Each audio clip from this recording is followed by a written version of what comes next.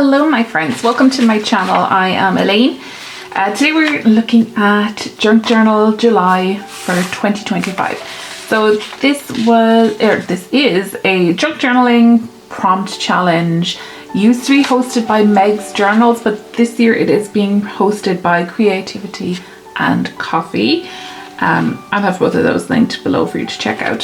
So this year she has made this lovely printable template that you can get on her channel with the list of prompts, so 31 prompts. So it's a daily journaling prompt challenge, and also in July is Jane Austen July, which is a readathon.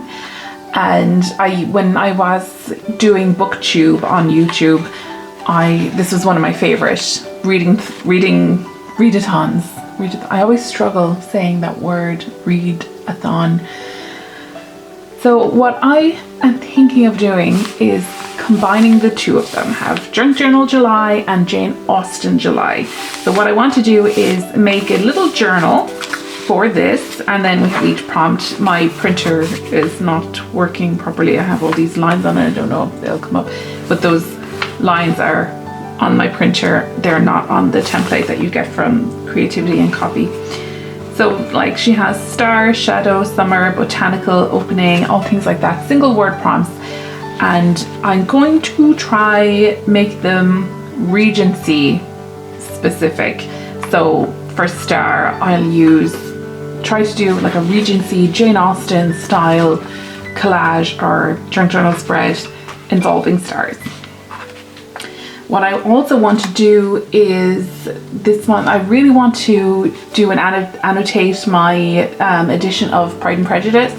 So I put a cover on it a while ago and it's actually already tabbed, but I want to go through it and actually make notes, highlight, and then I want to add loads of images and stuff using the Pride and Prejudice ephemera kit that I have in my shop. So I would like to do that in July as well if I have time, but this one, it doesn't have to be done in July. It's just something I really want to do. And then there are reading prompts for Jane Austen July. It's the same every year, and I don't really take that much notice of them. I just like to read a Jane Austen book. I believe the read along for this year is Emma. What I'm thinking of reading is Mansfield Park for the month, and then I think one of the other prompts, I'll list the prompts down below. I don't know them off by heart. I think one of them is to read a contemporary of Jane Austen. And then another one is to watch an adaptation, which I might do that because that's just fun. It's just watching a movie. And what I really want to do is do Jane Austen themed junk journal spreads. So my journal is going to be a small journal. This is a divider from our box of cat food. So that's what that is. It's going to be a small squarey shaped journal. And for the papers, I'm going to use these sheets of this packing paper. My husband got a computery thing. I don't know what it was. My husband is a software developer. He's always getting computery things in the post. And this was wrapped up around the thing he got. So it's a nice strong one. Often these papers are quite thin and tear easily, but this one is actually quite strong. You can hear it there. So, and it's in sections, so I'll be able to tear off the sections, and I think it's a nice size for this. It's a little bit bigger, so I need to cut them to be like this, but I like the paper. What I might do, actually, it has these kind of perforated edges. I might fold these and make some pockets. I'm not going to worry about it too much, but I'm going to use this paper anyway to make my pages because I quite like it. I like all the brown.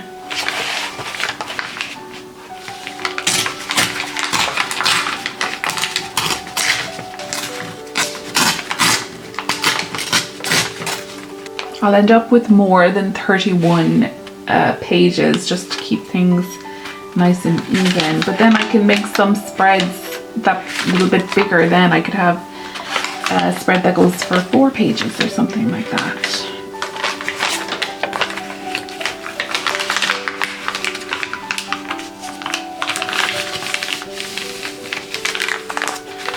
So here are my signatures. I have 4 2-page signatures, so made up with 2 sheets. So I have a total of 33 pages. Each 1, 2, 3, 4, like that. And I'm going to just stitch them in, and I'm not sure what I'll do about the cover. I'm kind of tempted to leave it be, just because these pages are so, oh, I keep going up too far. These pages are so like rough. I kind of like the idea of this bare cardboard cover. And then I have loads of scraps from cutting my signatures down to size, and I won't throw any of these away. They'll be great for making ephemera, like pockets, tags, ticket strips.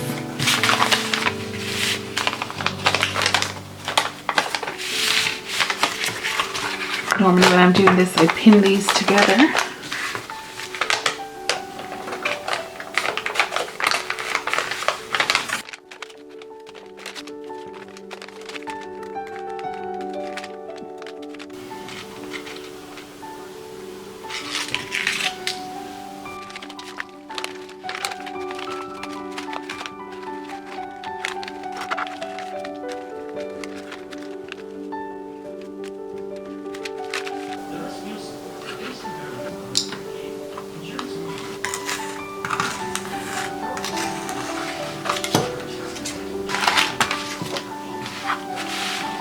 I decided to do a small bit of decorating on the cover after I put the signatures in, because why would I do anything, you know, straightforward? Just really simple, because I want this journal for Junk Journal July to be kind of simple, not too simple, but not as full on kind of as I usually do. Though I did give myself loads of room to make my pages all chunky. We'll see how it goes.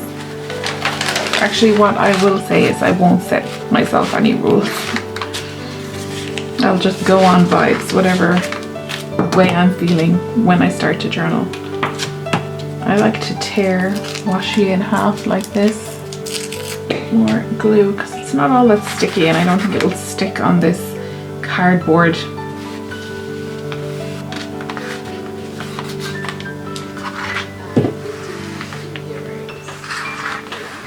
Really love this tape.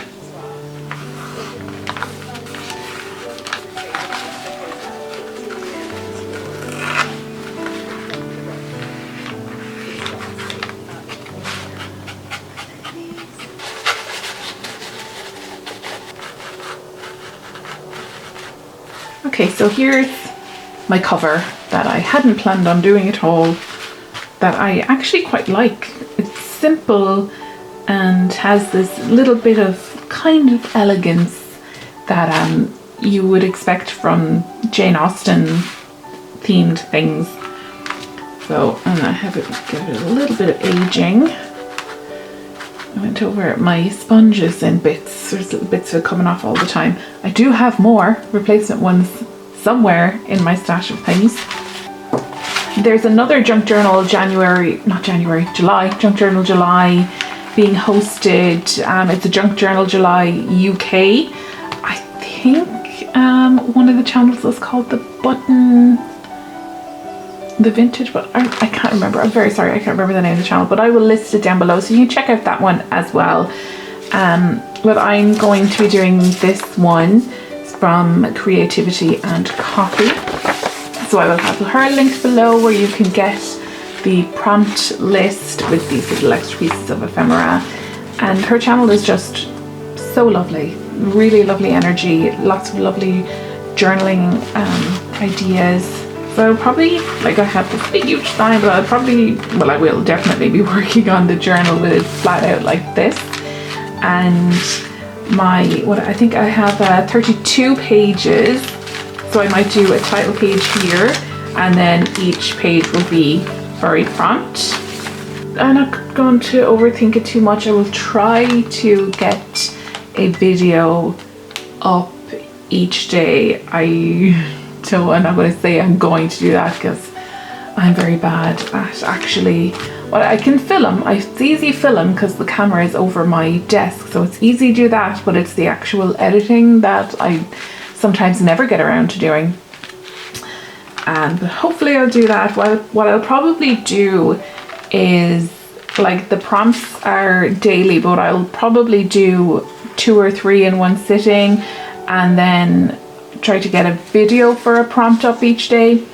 I may not do that actually, because I'd like to use lots of paint and I have to wait for things to dry. We'll just see how it goes. Maybe I'll do weekly videos instead. And then my plan is to listen to Mansfield Park while I'm journaling. So I have the audiobook from Audible, but you can get them on LibriVox, I think it's called, which is a free service. So don't have to go to Audible for a Jane Austen audiobook. I just happened to have it. I think it was during one of their 2-for-1 sales. I decided to get it.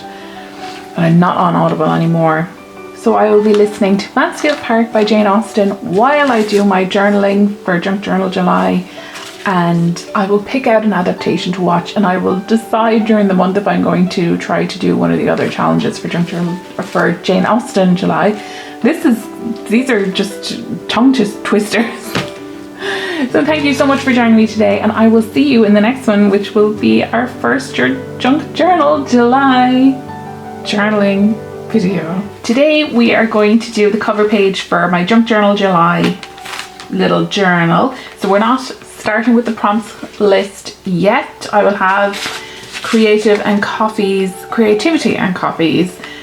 channel listed in the description, so you can get this prompt list and everything if you would like to join in. So I'm just going to do a little cover page here. I have 32 pages in my little journal. We got 31 prompts. So what I was thinking is putting a little thing here and maybe write July in it. So I'm just going to the edges. So it's blue. I might turn it this way. I haven't decided yet. I'm not big into a lot of color, and with this journal I wanted it to be like it's all nice brown pages. Got a cardboard cover and then this quite light bit of collaging and stenciling. So it's pretty brown toned, earth toned.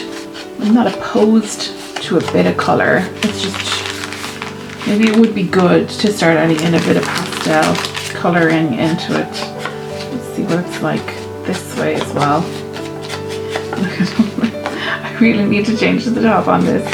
It's leaving little bits of sponge everywhere. I think I will stick with the blue design because I quite like the flower that's on it. So it could go that way either. This way. So, okay, what else will I do with this? I really want to use things that are in my stash. Like, I have bought so much stationery and stuff like that and not used any of it. So for this Junk Journal July, I would love to use things like that and try not to print anything. Often with these prompt things, the first thing I think of is just making something myself in Photoshop and printing it.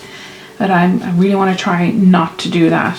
Not quite what I want to do. Newspapers, not quite right either. I really, really love these, so I don't really want to have them covered. These are just gorgeous.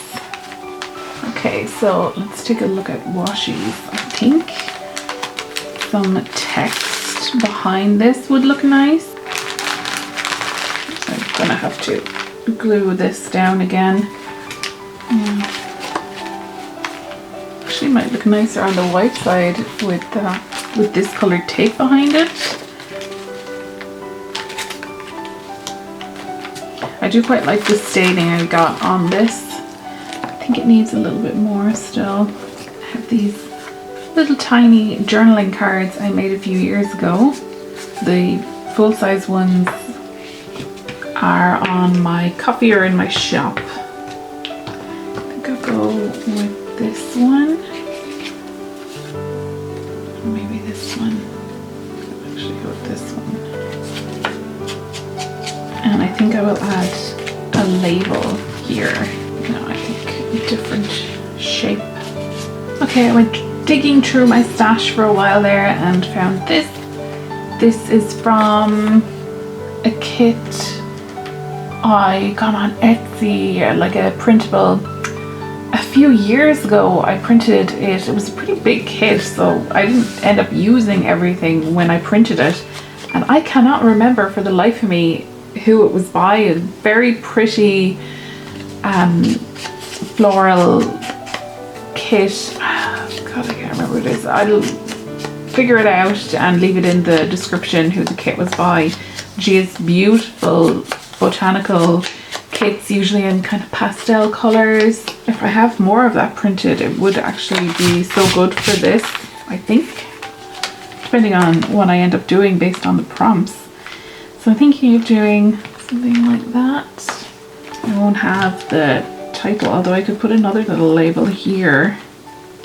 Let me see if I can find something small to go in there. Okay, so I have a load of labels. Oh, this one is great. It's a bit too big. Oh, it's covering up those pretty little birds. Maybe I will just leave it like that. So I should have a roll of washi with labels on it somewhere. I found it. And this is actually so perfect for doing something Regency, so I'm going to keep this out close by for while I'm working on this. The thing I love about these is you can kind of see what something might look like before you put it down. I actually like the teapot.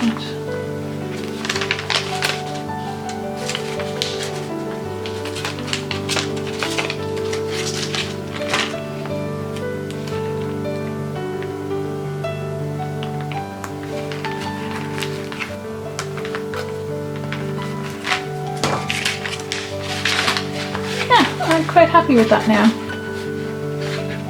So this is our title page for Junk Journal July. And then we will begin page 1 here tomorrow with a first prompt, which is Star. And we will start listening to Mansfield Park by Jane Austen. So thank you so much for joining me today, and I will see you in the next one. Hello my friends, welcome to my channel. I'm Elaine, and today we're doing the first prompt for Junk Journal July, which is Star. So for myself as well, this July, I'm also doing Jane Austen July. And I'm trying to combine the two in my spread. So for Star, I was really unsure what to do, like how to make that Jane Austen-y. So I have a bunch of these celestial style washi tapes that I'm going to use to make a background. And from there, I'm not sure what I'm gonna do.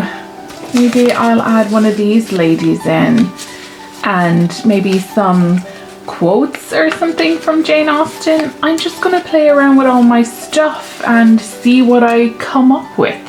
It's just gonna be this page here. I'm keeping my my spreads pretty small. So yeah, I'm just gonna start. I'm gonna just start sticking things down and see what happens.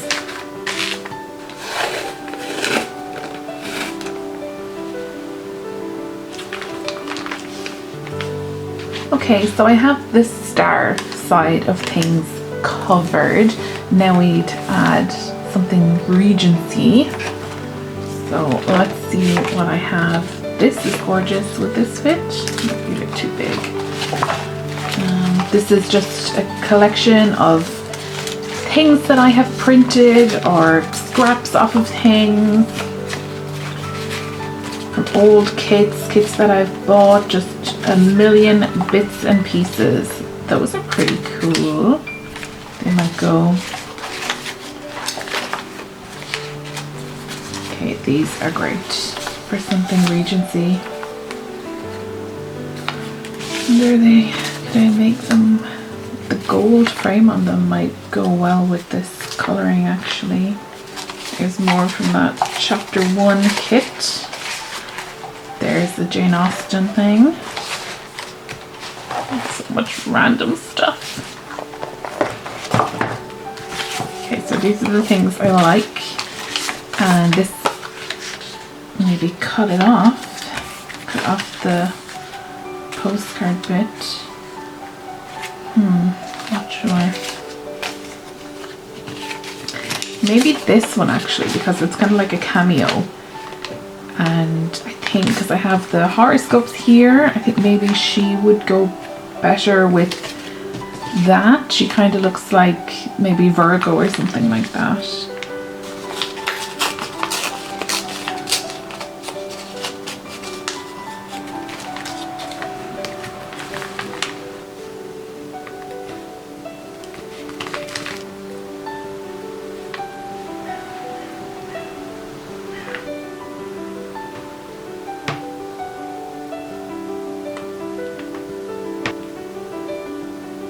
So this is what I came up with for the first prompt for Junk Journal July, mixing in a little bit of Jane Austen.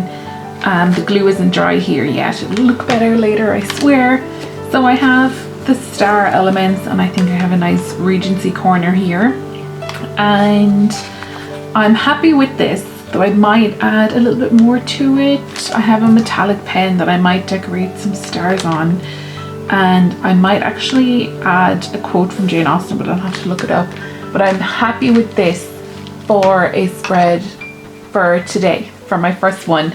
I have a tendency to, like, once I've finished something, when I go away and I come back and I look at it again with fresh eyes, I have a tendency to make some changes. So we'll see, but at the moment I'm quite happy with this. So thank you so much for joining me today, and I will see you in the next one. For our next prompt is shadow. Hello my friends, welcome. I'm Elaine. Today we're doing the next prompt for Junk Journal July. It'll be August by the time I stop struggling to say that. So our next prompt is shadow, and the last one was star. So I used these black celestial style tapes for star. So I picked out some washies that will kind of match this a little bit. And so our prompt is shadow, and I want to add in a little bit of a Regency theme into that as well. So I have these washies, and I'm not entirely sure what I'm going to do, but I have a few other elements that I want to put into it. And for the shadow, I was thinking of trying to make a kind of drop shadow effect with stencils. So I was thinking of putting this down and doing dark, and then going over it with some paste to make it raised. And I'm just going to pretend that these are moths instead of butterflies. So that is what I'm thinking. Where we might end up could be somewhere else altogether. So let's just start and see what we come up with.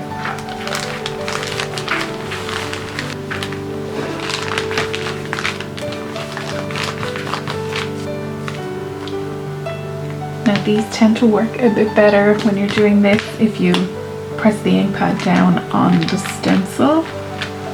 Or at least that's what I find, instead of rubbing the brush on that.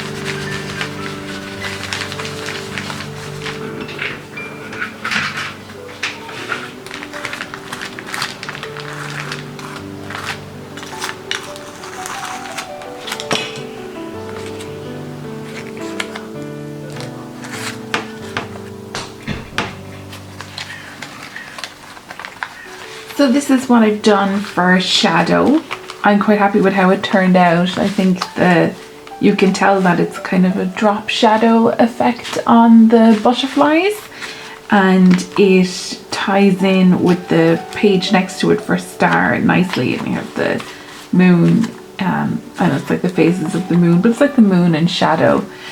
And then we have a nice, pull that up, a nice quill and a hand to tie in with this one here as well, and to have the Jane Austen writing.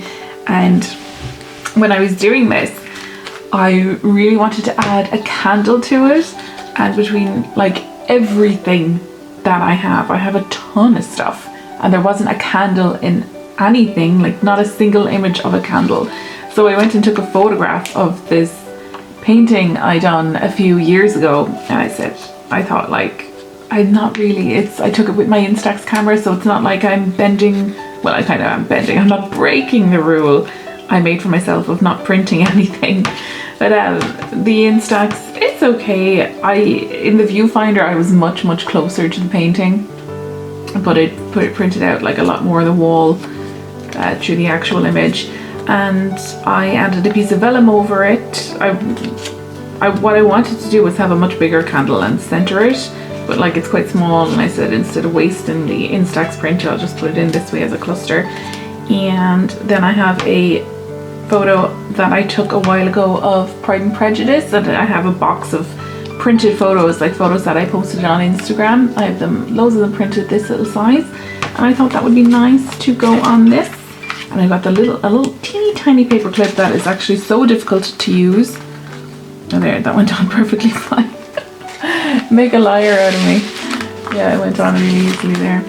So that is what I have done for shadow. I thought the vellum would be nice as a kind of, like, because it's not shadowy, but it has that see-through feeling that a shadow has, kind of. Might be reaching a little bit, but that is what I've done, and I am happy with it. So tomorrow we will be doing summer on this page. Oh yeah, I was doing this with the archival ink and the brush, and it was just too light, so I went over it with a marker, which bled through this page here, but that's fine. We're going to cover that over, no problem. So yeah, we'll see you tomorrow then for summer. Thank you so much for joining me today, and I will see you in the next one. Hello my friends, welcome to my channel. I'm Elaine, and today we're doing the next prompt for Junk Journal July 2025, which is summer. So I have this page here, and right next to it will be the next prompt, which is Botanical. So I'm going to make my summer one nice and flowery as well, so that the pages go well together.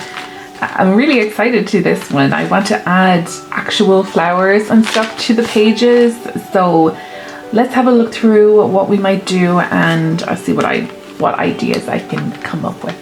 I found loads more things from that kit from Chapter 1 Papers, and she has all these gorgeous envelopes. I actually have a few kits from her printed and cut out and ready to use, and I think these are just perfect for summer, Botanical, and anything Jane Austen-y.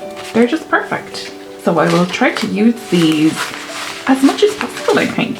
As much as I can make them fit, I think they would be a great addition into a little journal like this. So yeah, I'm just going to go through my collections of stuff and see what we have. Start thinking about things. This is perfect. These would also be perfect. These are from a kit from My Porch Prints. I think I used them in my reading, the whole kit, like I think I used it in my reading journal for 2023. Oh my gosh, this box is a treasure trove of stuff for Jane Austen. Oh, these would be so great.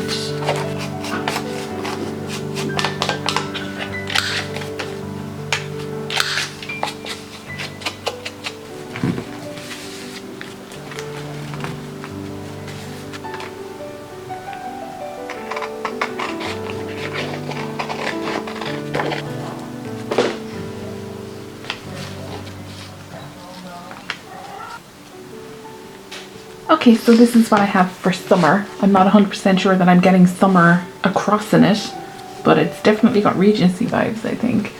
So there's a lot of interactive pieces on this one. So we can flip this over and we have these little flowers here, which I think are pretty summery. And then this goes over.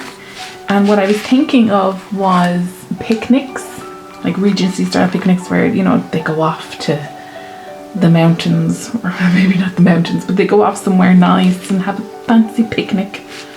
And then we have this one, a little postcard. This one. And then this is another one of those envelopes from the Chapter 1's kit, and inside that then I have this library card with an illustration from Pride and Prejudice on it. I think this is the moment when Mr. Collins goes up to introduce himself to Mr. Darcy.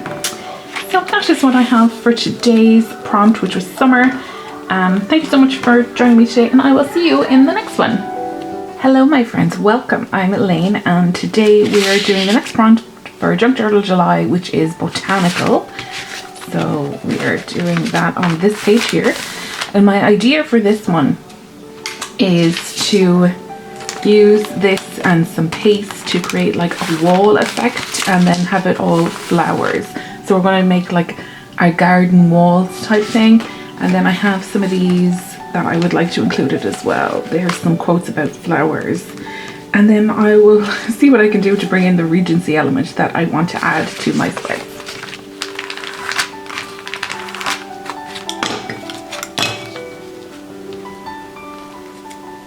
The paste gives this lovely rough texture that I really like, but it's not what I want for this. So I'm going to go over it with this gloss varnish to make it nice and smooth for painting over. I'm going to try this ink for my brick. I'm not sure how well this is going to work. I haven't tried this ink on this texture before, so we'll see. Not quite sure if the color is right for what I want, but we'll try this for our base. Hoping it will go into all the little nooks and crannies.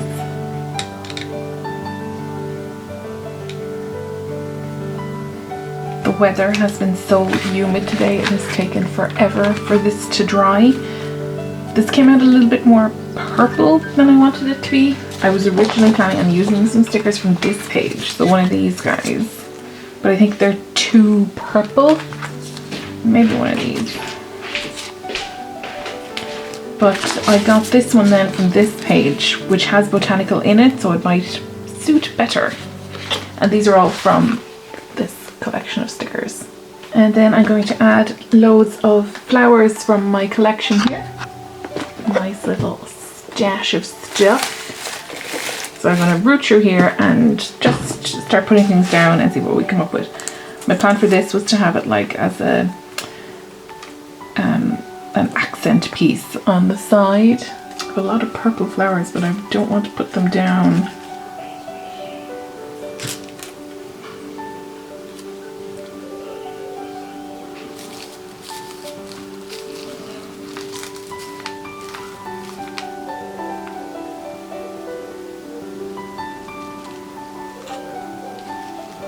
So this is what I made today for Botanical.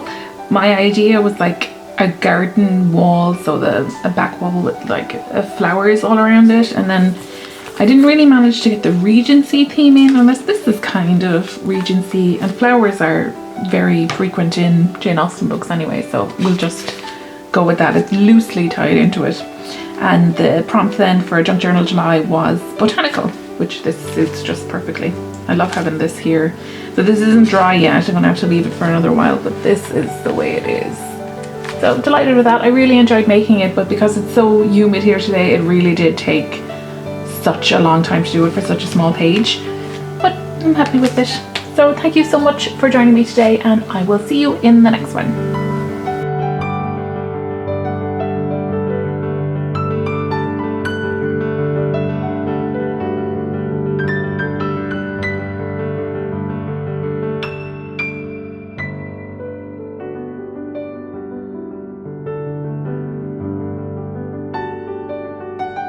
Hello my friends, welcome to my channel. I'm Elaine, and today we're doing the next prompt for Junk Journal July, which is opening. So yesterday we did Botanical, and we did this one, and this spreads like this is the reason I made such a big spine for my journals. You can see how far this is keeping the page open. So today we're doing opening here, and I quite like how doing the wall on this side gave me this impression here. See, our page is very much lifted up. So I'm not going to go too mad on this one because we've done such a thick one yesterday. But I do really like this wall look, so I'm going to go over it with ink. You can see here some of the ink actually came through from this one. So we will go over it with ink and see how that looks. And I'm thinking of using one of these windows to make our opening.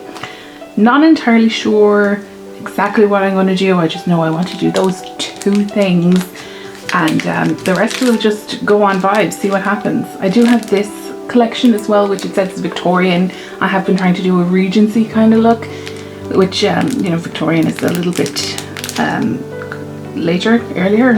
It's not the same time. It's a bit more recent than the Regency, so it's not quite accurate, but I don't think even these are accurate to Victorian anyway, exactly. I'll see, I'll have a look through everything and see what we can come up with. I'm just going to start creating. I'm going to use the same ink as I did yesterday, even though it came out a bit purpley, not quite what I wanted, but I think it's going to look different to this one because this had the white paste and then the gloss varnish over it, so I'm interested to see what it'll look like just on the brown paper. You can see where it bled through, it does look more browny, so we shall see. I love trying out new things in my journals, even if things don't work out exactly. This is a huge brush. Even if things don't turn out the way like I thought they would, I really like to have tried it out. Yeah, that is a much nicer brown.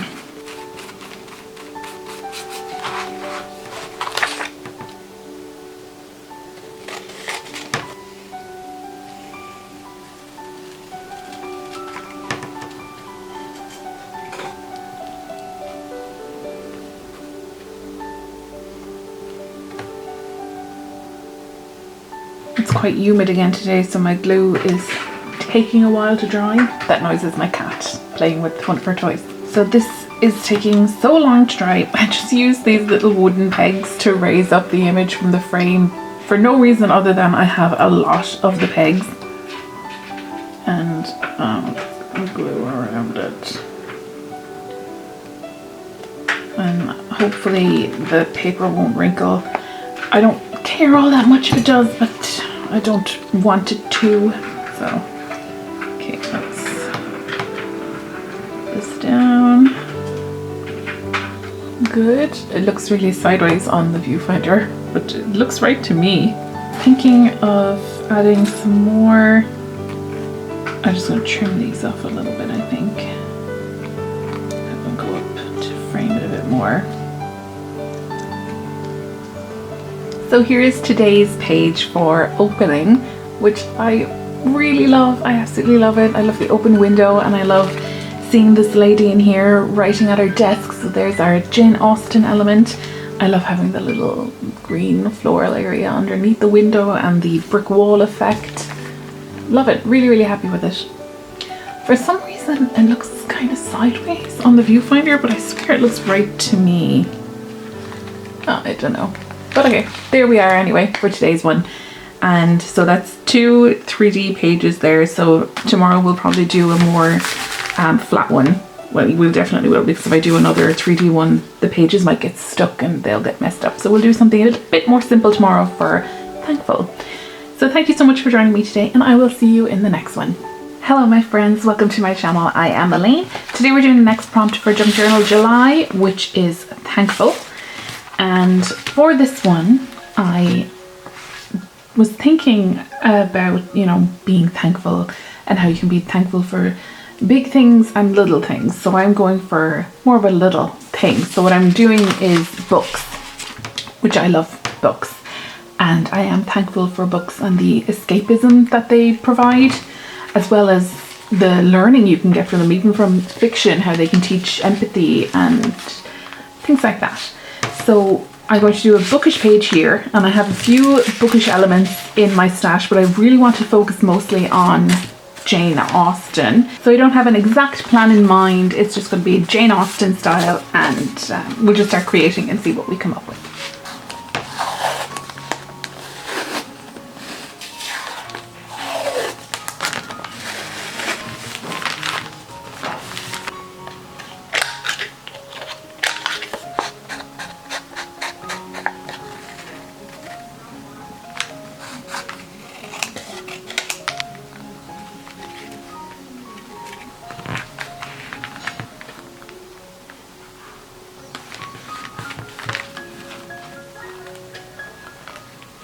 So this is what I have for Thankful. It's just a small, simple little spread today, but I will be coming back to this because I want to add a Jane Austen quote either here or here.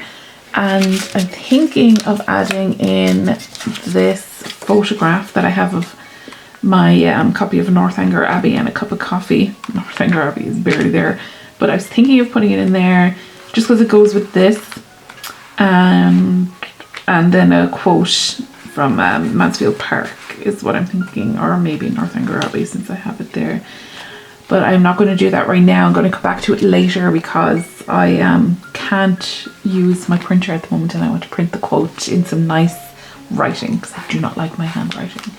So that is it for today. Thank you so much for joining me, and I will see you in the next one. Hello my friends, welcome to my channel. I'm Elaine. Today we're doing the next video for Junk Journal July, which is travel, and we are going to be doing this one here on this page, the last page of our first signature. And my only idea for this one so far for travel is to use like a horse and carriage, because I'm tying in everything to Jane Austen for Jane Austen July as well. I gotta look through all of my stuff and see what I can find to tie it into the Regency.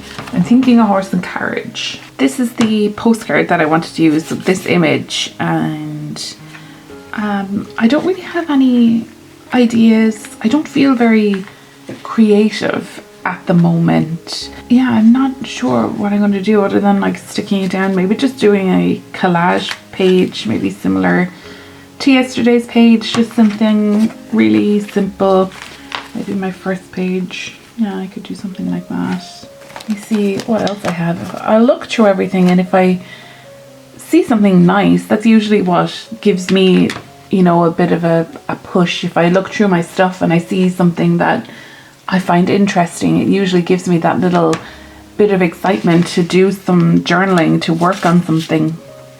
It's where I get my little creative spark. You know what I love? I got these textured papers. Really love them. I'm actually afraid to use them because I love them so much. I don't want them to like be gone. But all these lovely, lovely textures and shades of brown. Love shades of brown. Maybe I could use one of them. Maybe I shouldn't use them when I don't feel happy about creating, because maybe then I end up not liking how I used it. It's hard to know what to do on days like these. Like, should I just take a break and let myself reset? I don't think it needs anything like that, does it? Maybe I can find some other form of centerpiece for here. I actually really, really like this color and this texture on this paper. I don't think it actually really works here, just because this is so big. I love this. This is fabulous.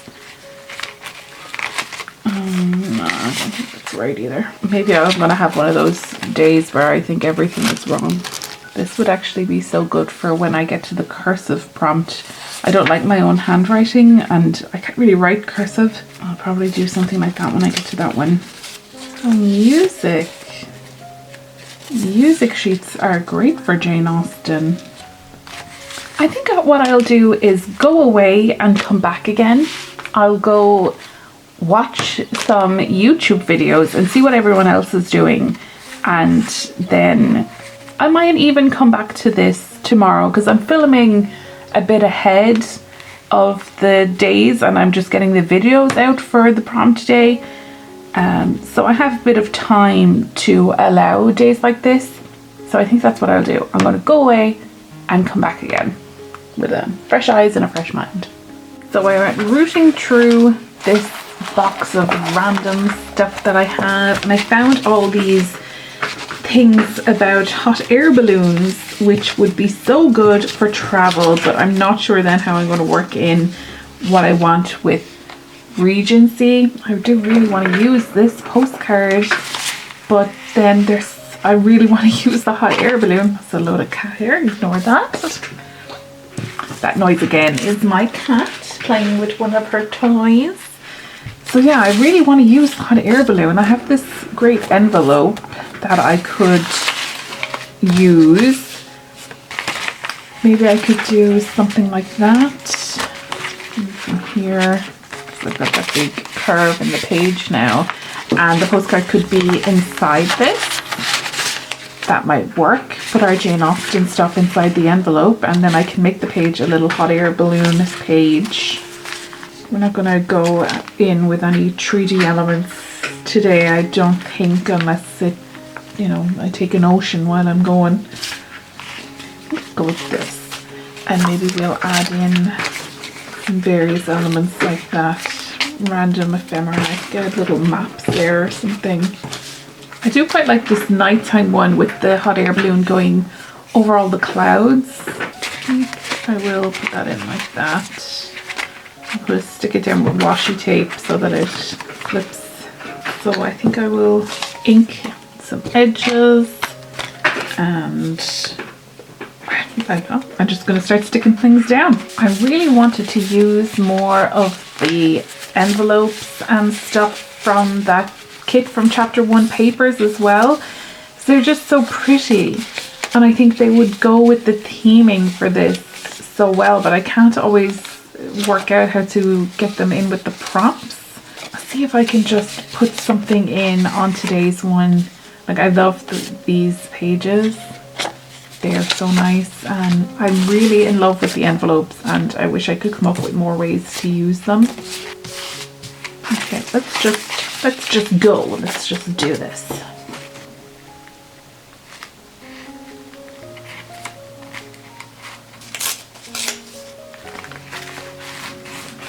Okay, so this is what I have ended up with for today's travel, or today's prompt, which is travel.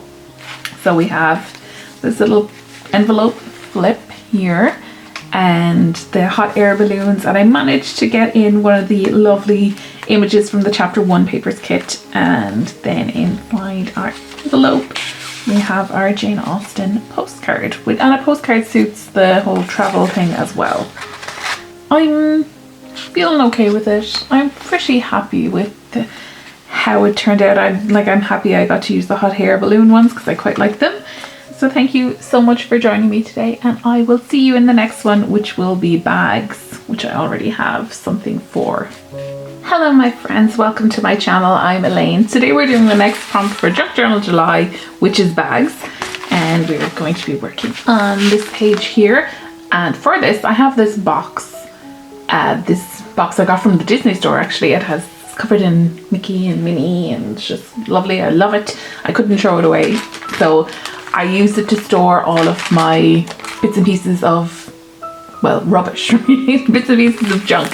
So I had this bag in there, and I just love this. I love the illustration on it, and this shop, if I can get the thing to be in focus. This shop, it is a European chain. I think they're Swedish, maybe they're Dutch, I'm not sure. But it is a chain, a lovely shop where you can get very reasonable priced home decor and crafty things, and they do food as well, some dried food, not like groceries, but you can get some bits and pieces like teas and sweets and stuff like that. Haven't been to it in a long time. The only one close to me is in Cork, which isn't all that close to me.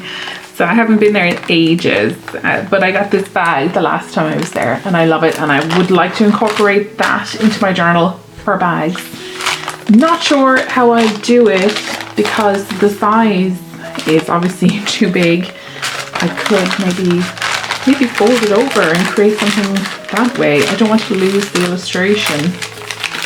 Maybe we could do something like that.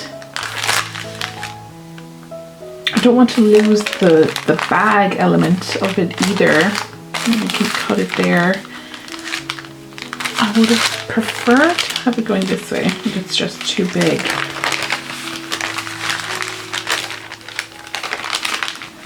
I do kind of like that, and I just have to trim it down to maybe there.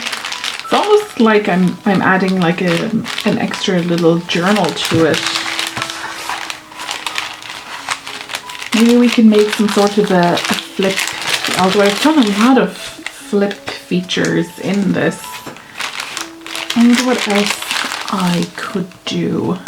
Okay, so my idea is I found these little pieces of plastic in that box, this box of random ephemera yesterday. So what I'm thinking of doing is making these into like a frame and then putting the plastic in there, and there, cut this bit off, and it will be like, you know, those photo cards that they used to have where you'd open it up and there'd be 2 pictures inside. So that's what I'm thinking, and I'll add in my Regency element then inside here. So I will cut up this first.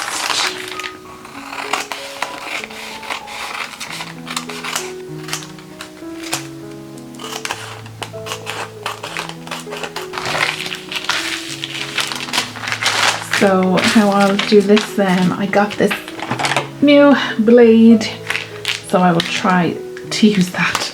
I was talking away there and I wasn't recording at all. So I got my cutting board and it fits inside the bag, and I just placed these down and just marked the outsides of them, and then I'm going in 1/4 of a centimeter to so that I can stick them to the paper on the other side so that there's a bit of a frame going around them. I'm just going to use this blade and the ruler with the paper on the cutting board to cut out my frame. That is a very sharp blade. The paper is quite thin as well, so. Okay, there we go. So there's our 2 windows. Where is the lid for this? There we go. I'm amazed at how sharp that is. I got that on Paper World. So this one is going here. And I think I'm just going to have to cut off that little bit down there. I think I may go over it with washi or something anyway to make it more decorative.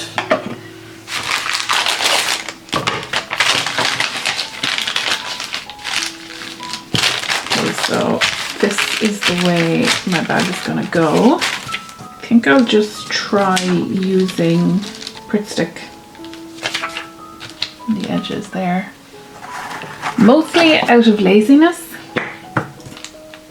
So I'm not sure how well anything is going to glue to this plastic.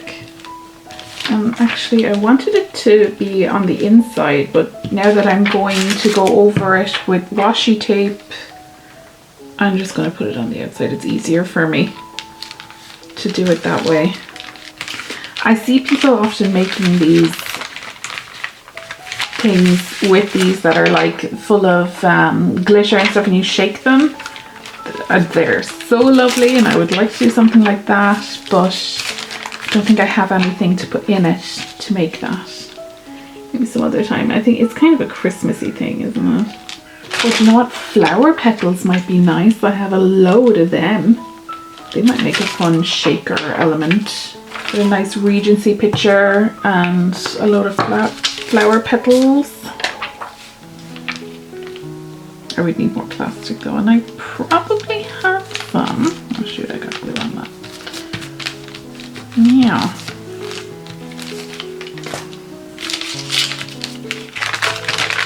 Okay, just gonna use that, raise that up so they don't stick to the paper at the bottom. I found these lovely ladies in my stash of things, my box of journaling cards. So I think I'm going to put them in. Maybe they look better facing each other or facing away from each other.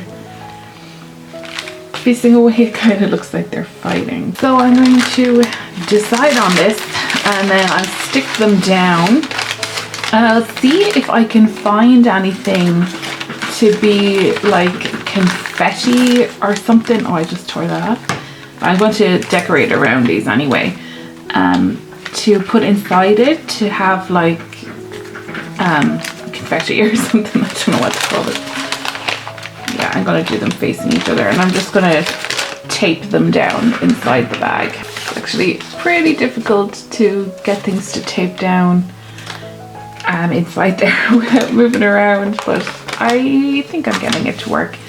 And I have this little box, it's a little tiny hat box, but I have this full of little bits and pieces that I actually use to take photos. So like I use them as filler, I don't know what you call it, props for taking photos. And I have these little jars of things. So these are just mustard seeds, but I think they would work well as a little bit of confetti. And then I have these little tiny flowers, which I think would be pretty as well. That's just cinnamon, but I can easily replace these once I buy a new thing of mustard seeds for photos. Don't think I have anything else small in here. Everything else is kind of big. Some leaves. I think just a small amount from these two would be enough to make something a little bit interesting. It mightn't even look well, actually. It just look like it's full of dirt. But let's see. I love to try out things. We'll just do a little small amount. We won't go bananas. I'll show this one. I'm just going to tape down like 3 of the sides and then put some things in here, and then we'll see what it looks like. I should probably actually have lifted the images a bit to give the things room, because otherwise they're not going to move. Yeah, kind of just looks like bits of dirt. Maybe a pressed flower would be nicer in it. Let's see, now I have to try to pick out all these mustard seeds. Oh, they're falling out, perfect. So it would have been a disaster anyway. Okay, so in here I have some pressed leaves, maybe some petals, and then some feathers. A feather might be nice, a white feather. I'm not even 100% sure what's in here. It's been a while since I pressed them.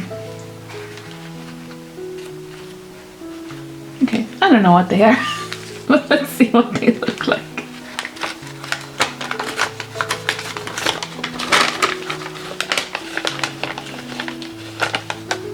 I actually quite like that. Having a leaf inside it and maybe a feather. Let's try a small feather.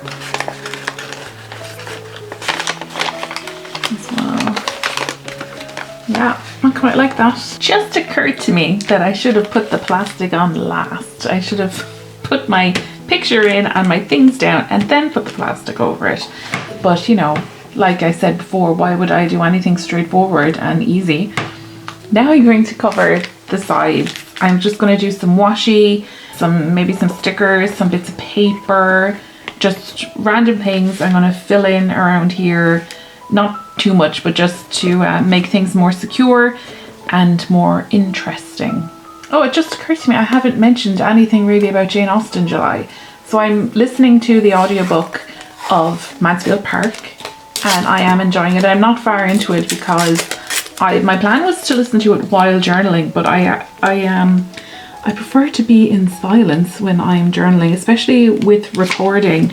It makes it a lot easier just to not have any background noise on. And the one I'm listening to is narrated by Billy Piper, and then there's a full cast doing the dialogue of the characters. I watched an adaptation of film of it a few years ago, which I think is very different to the actual book. There was it brought in elements of slavery and things like that I don't think Jane Austen would have written about.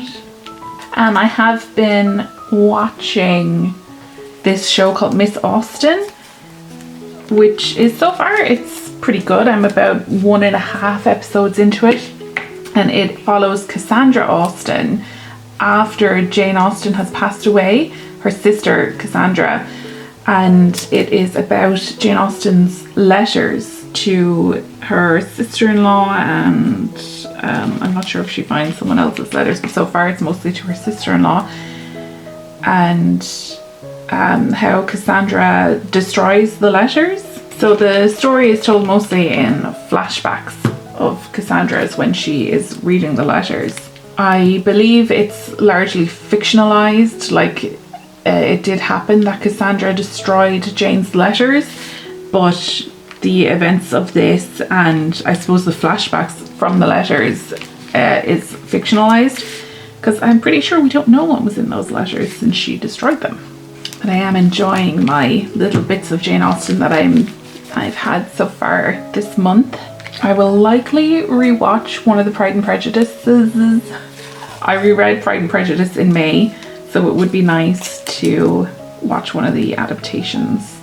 I'm afraid I might have made this a bit too busy looking, so I'm just gonna see what maybe adding some scrap papers to it might look like. I have scrap papers everywhere. I never throw away any of my cut-ups, especially if anything is stained with coffee, then it's definitely not getting thrown away. And these cards, maybe a small card might do something interesting. Yeah, don't throw away anything. I like this dot paper.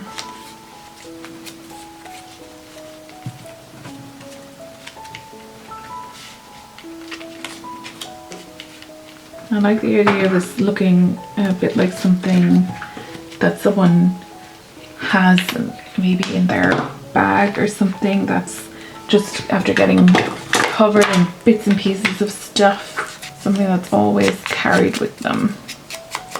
This is from a book page that I actually stained with wine, red wine. Something you could think about doing if you got a bad red wine. Okay. That's pretty interesting. Still is pretty busy. It might take away from... It's so difficult to get things to go down straight. Okay, there we go. There's what I've done. Now, let's see how we will put this in. There's two ways I could do it. I could glue the whole thing down, or I could turn it into a flip, another flip, like that. I decided to keep the bag open. I could glue there like that. Since we have like that there, I think that's what I'll do. And I will use wet glue for this. So we will put this here. So now I can add something else in here, and I can use here as well. I think I will ink the edge of the bag, and I'll have a think about what I'd like to add to the rest of it. Really should have done this before I stuck it in. But again, do I ever do anything that makes sense?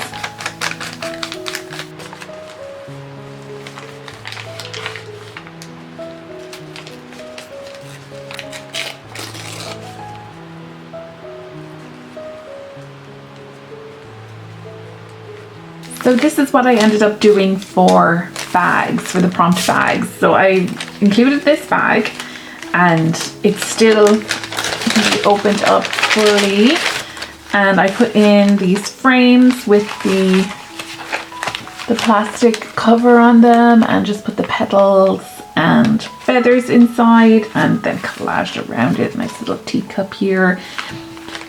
These ladies, I'm not sure. I think they might actually be Victorian, not Regency, but you know, close enough. And then the bag folds over. I really wanted to keep this just as it is, this illustration that came on the bag. And then this comes out like that, and we have another little Jane Austen illustration. This is from a book, I think it was a book about Jane Austen. It's called The Letters and Novels of Jane Austen, something like that. And I think I came across the image on Flickr, I'm not sure. I have a library on my computer that is just full of public domain images that I have found in random places on the internet. So this is the collage I made for this, and I used another one of those lovely envelopes from the chapter 1 papers kit. I'm so in love with all of these envelopes.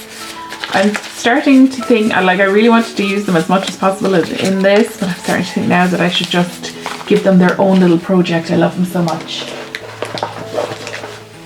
I am enjoying using them in this as well.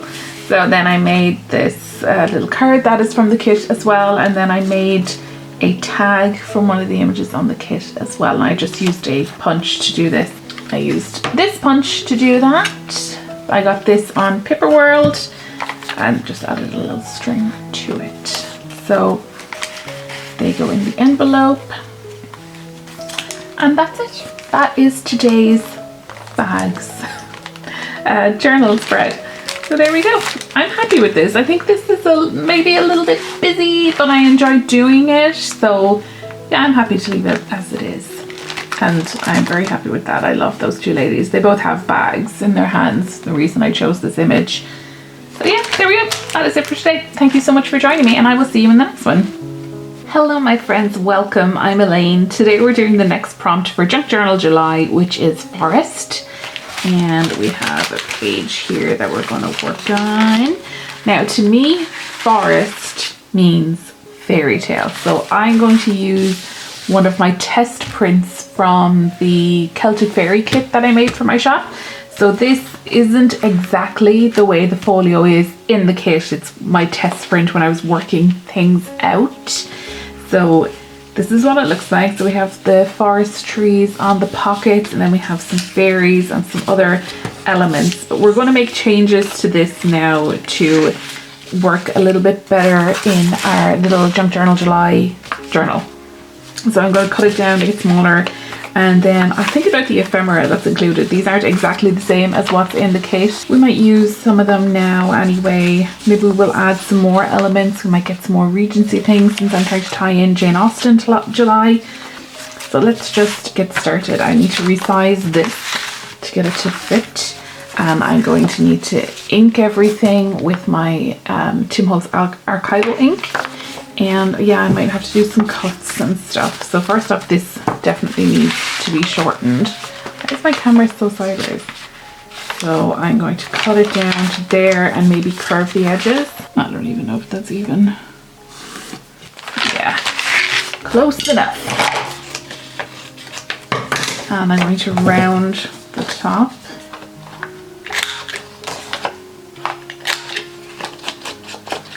And then I think I'm gonna have a hunt through my stash of stuff and see what we can put in these pockets. Okay, so I cut the top off this and I used my punch here to curve the corners on the folio and also on some of the inserts. And then I used Tim Holtz archival ink to ink the edges. And now I think, like, we have the forest element. We have some trees, and yeah, forest just makes me think of fairy tales. So I want to add more fairy tale elements, and I also have butterflies, which I love and I think are quite representative of a forest as well. So I have these sticker collections. They're PET stickers, which means they're the plastic. So I have a collection of butterflies and a few other nature elements. And I'm going to have a look at what's in here and see if I can make something to work in the folio. I'm just going to set this to the side for the moment, my actual journal. And I'm going to work on the folio itself and then stick that in. I also have this little wooden heart. It's actually like bark. And what I was thinking of doing is, I love the texture here. Like, it's really cool. It's a really cool texture, but I think this side would work better for what I want because it's got this two-tone and it still has a nice texture. So I'm thinking of sticking one side down here to have it like as an opening on the door of the folio, to be like that. So little butterflies like this I think would be nice, but I'm not sure how I actually want to use them. Do I want to stick them down on the folio, or maybe I'll decorate this journaling page? Some of them are very colorful, which isn't really my style, but I do like them. They're not right for this though. I have this collection of stickers, the Antiquarian sticker book. My husband got it for me on Amazon, and it has these fairy stickers in it that I think I'll put down on this. They have like their blue background on them, which I'm not sure how I feel about. Yeah, I'm not sure about that background. So this book is just full of all old stickers, old images, lots of public domain images.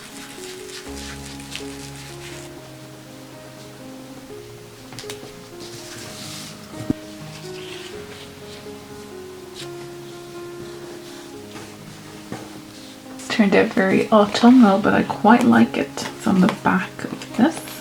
Cut off those little extra bits.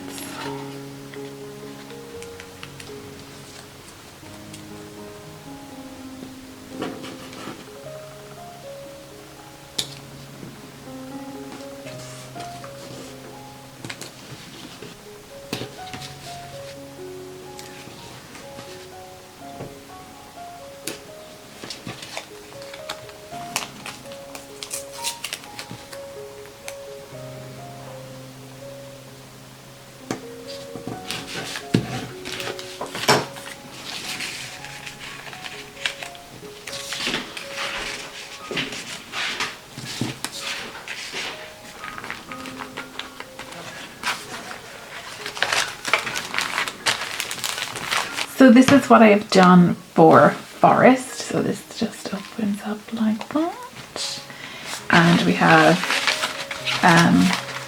the nice forest trees as our pockets, and then all these very ephemera elements that I put together.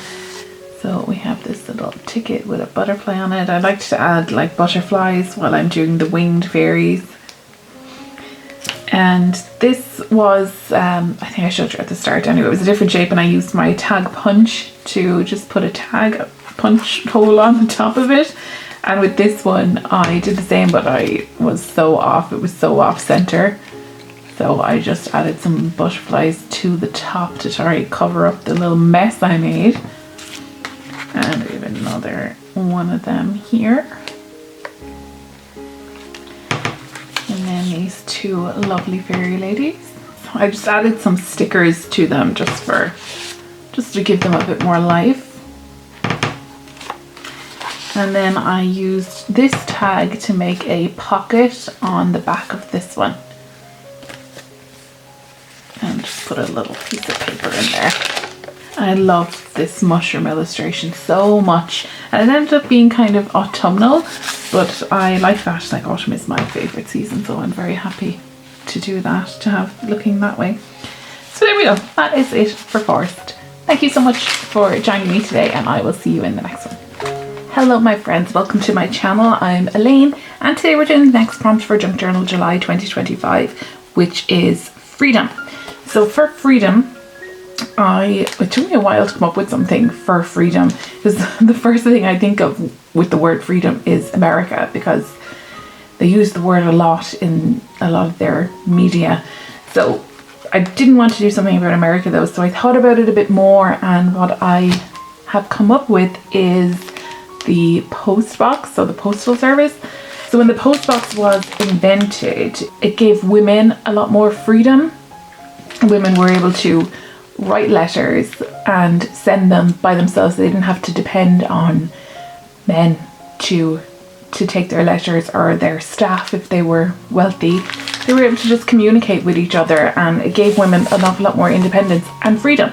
So I don't have anything with a post box on it, which I was really surprised by. So what I'm going to do is letters and correspondence is what I'm looking at. And then I have this lovely Jane Austen image of a woman writing a letter. This is obviously earlier than the invention of the post box, but it'll work for a nice collage. We're just going to do a collage today, not too much going into it, just some nice collaging. And I have a few things that I've been looking through, lots of vintage images and lots of things to do with post in them. So we'll just create a nice simple collage today.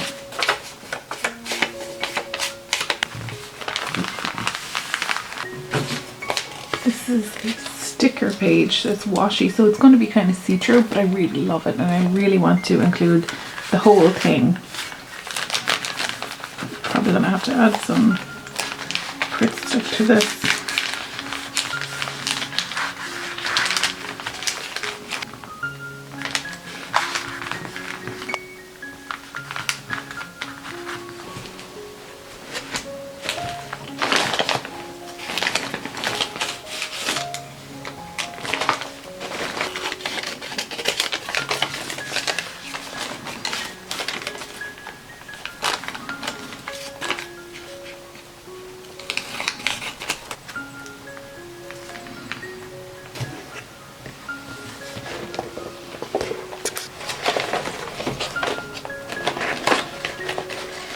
I completely forgot that I had these, but I have some stamps made with Jane Austen illustrations as well. So I think we can work those in. Maybe some flowers, that would be nice. I think this is from a Jane Austen book as well. See you can just about see the JA.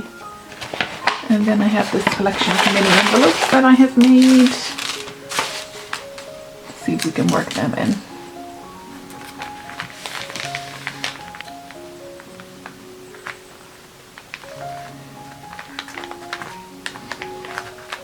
And now I'm going to add some butterflies, just because I was thinking of adding a feather and the wax seal again, but I've already done that in the book and I don't like the quill and the envelope and stuff, and it would be great here, but I don't want to do the same thing again, and I think having some butterflies in would tie it into this page a bit as well.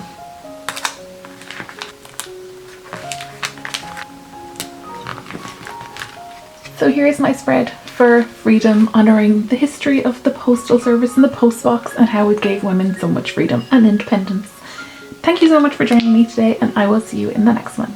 Hello my friends, welcome to my channel. I'm Elaine, and today we're doing the next prompt from Junk Journal July 2025, which is stripes. And we are working on this page today, so we're starting a new section and we have stripes and secret note. So I'm going to try kind of combine the theming a little bit for these two. So with stripes always make me think of my mother, because she loves stripes on clothes. She just loves them. Anytime she sees a stripy top, she has to get it. So I'm going to make a spread inspired by my mother.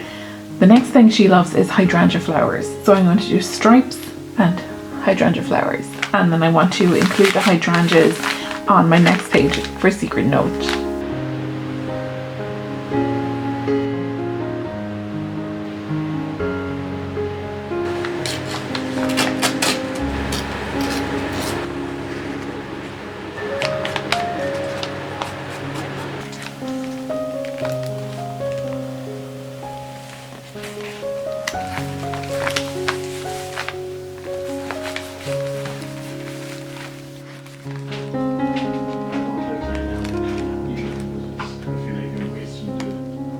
So this is what I have done for stripes.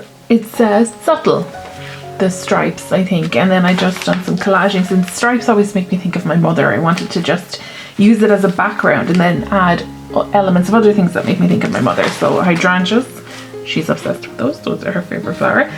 And then she spends the majority of the year, about 9 months of the year, in Spain, drinking wine, reading books and just having a lovely time. So I wanted to include some elements of that.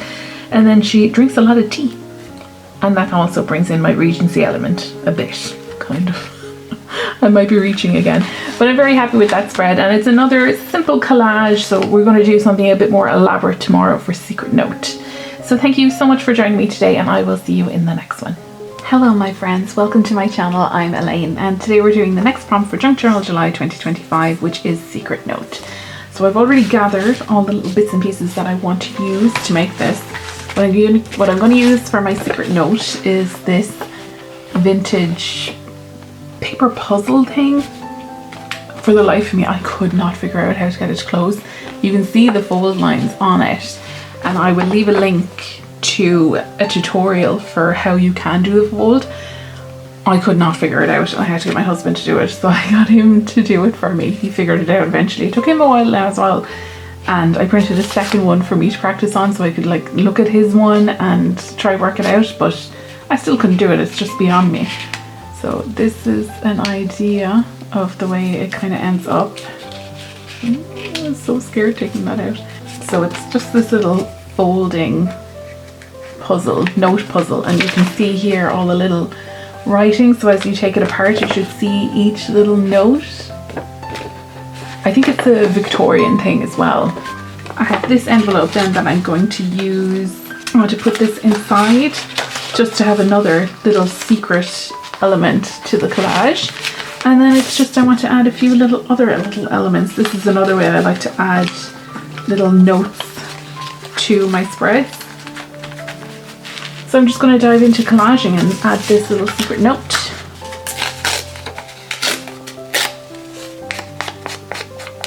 decided to have a glass of rosé while they work. I wish I could show it to you, but I can't show it in this camera or at this angle. Nice glass of rosé from Spain. I'm going a bit more colourful than I normally would because I have the hydrangeas and the painted stripes here. Way more colourful than I would normally go. It's nice to experiment with these kind of projects when you have prompts and stuff. It's good to kind of make you do some stuff you wouldn't normally think of doing.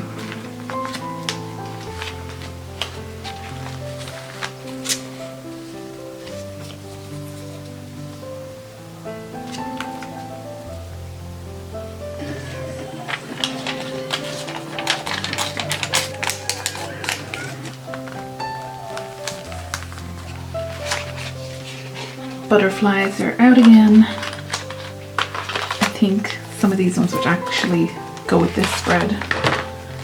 Actually, maybe it'd be too much purple. Maybe we can get some of these colours in it instead.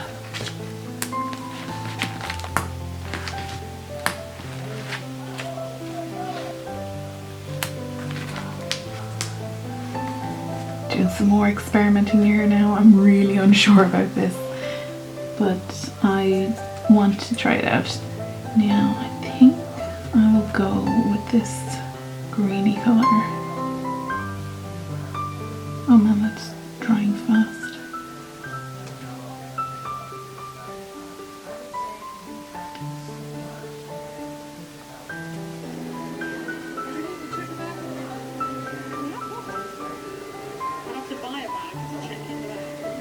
Turned out better than I thought it would. I'm actually really happy with those colours. This one did not turn out as well.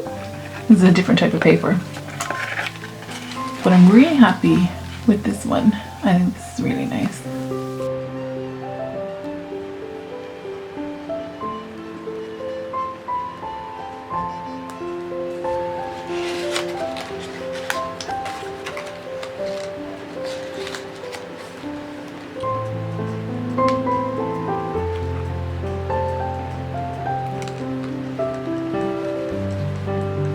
So this is what I have for secret note. So we have this part that comes out and it has some nice writing on it with a note element, and then this little secret, and then another one here. Again, this is still wet, not dry yet. So I was really happy with how the painting turned out on this one. It just suited the paper a bit more than this is just regular printer paper, so it didn't take to it very well. But I'm still happy with how it came out. It just wasn't like this one, which I was really happy with. So there we go. And then our main secret is inside here. We can unfold, and then we have this little note puzzle hidden inside, which will open out to this. I'm not going to unfold it because I won't be able to get it closed again. But there we go. That was a lot of fun to do. I really liked painting these ones. It was a lot of fun to try that out and to try come up with a way to keep notes secret. I also added these vellum papers here and here that I've just barely able to see the writing on these. So there we go. That is it for today's spread. Thank you so much for joining me, and I will see you in the next one. Hello my friends, welcome to my channel. I'm Elaine, and today we're doing the next prompt for Junk Journal July 2025, which is junk mail. It's a lovely sunny day here today, really gorgeous out, and I am going to be working with a little bowl of frozen yogurt, a little treat for myself, a mango flavoured one. It's very nice. And now the prompt we're doing is junk mail. I'm just going to put that to the side for a moment. So what I have to use, I don't really get junk mail. Junk mail isn't really a thing. Well, it is a thing, obviously. We've always gotten junk mail before, but where we are now, we don't get much junk mail. I live in the countryside, quite remote. Businesses don't really advertise to us. We're just so far out. And we used to get more junk mail, but with the posts being less frequent, we don't really get it so much. So what I have is this little envelope or box of envelopes for the collection for the parish church. We are not religious, and it's my parents that actually received this in the post, but they're not religious either, and they actually aren't here for 9 months of the year. So they received this in the post. Obviously had no interest in it. And it's a little box of envelopes, little box of tiny envelopes with dates, and I don't know what that number is on it, and then it has the name of the parish on it, and they're all just little envelopes. So I think they're perfect for doing some journaling. The only issue I have with them is they're such a bright colour. Like, why are they so bright? But I do love as well the way it has this perforated edges on it for them to tear off and take their money out. So I could make some pockets with them, or just some other kind of ephemera, but I need to do something about the purple. The colour, the pinky purple, is a real vibrant kind of colour. It just not my taste. So what I have been doing, some colourful pages, but it's not really my style. I don't want to keep going with it, and this is so bright. So I'm going to see about changing the colour of them. I might try coffee staining some, and I might try just painting and see what we end up with. I'm going to try out just one of them with some paint. I quite like this pale olive colour. So let's try this out.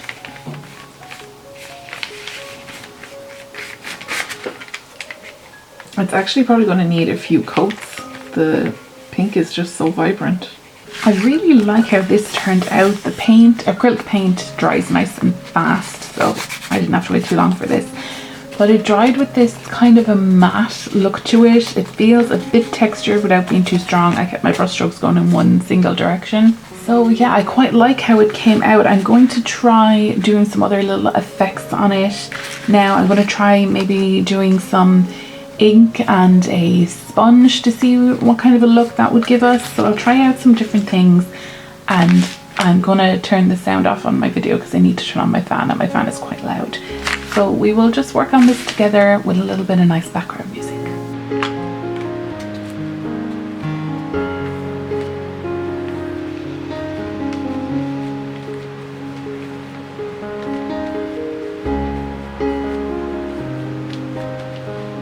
I decided to go over them all with this white pigment ink from Dovecraft. It has kind of a funny smell, but it works quite well. It's a bit more paint-like than ink. So I quite like how it came out on the envelopes. And I like the way the pink is actually coming through a little bit underneath the green. I think it gives them a kind of shabby chic look. So we might go for a shabby chic themed spread in the journal. This ink, whatever it is, it's not really drying. It is kind of like more like a kind of sticky paint. I'm not sure I would recommend that. I might have to spray these with hairspray to stop them coming off so much. I'm just going to ink the edges with this Festive Berries distressing from Tim Holtz. Has a cow going bananas. It's probably a bull actually, not a cow. Yeah, not one I use very much, but I think it will go to do a shabby chic theme. I hope he calms down. Yeah, it's a bull on his way into the field. This perforated tear line space is actually glued down. That's a pretty big piece of glue. It's like taking up that much space. So I think I will tear the top off it because it's making it difficult to use it as an envelope.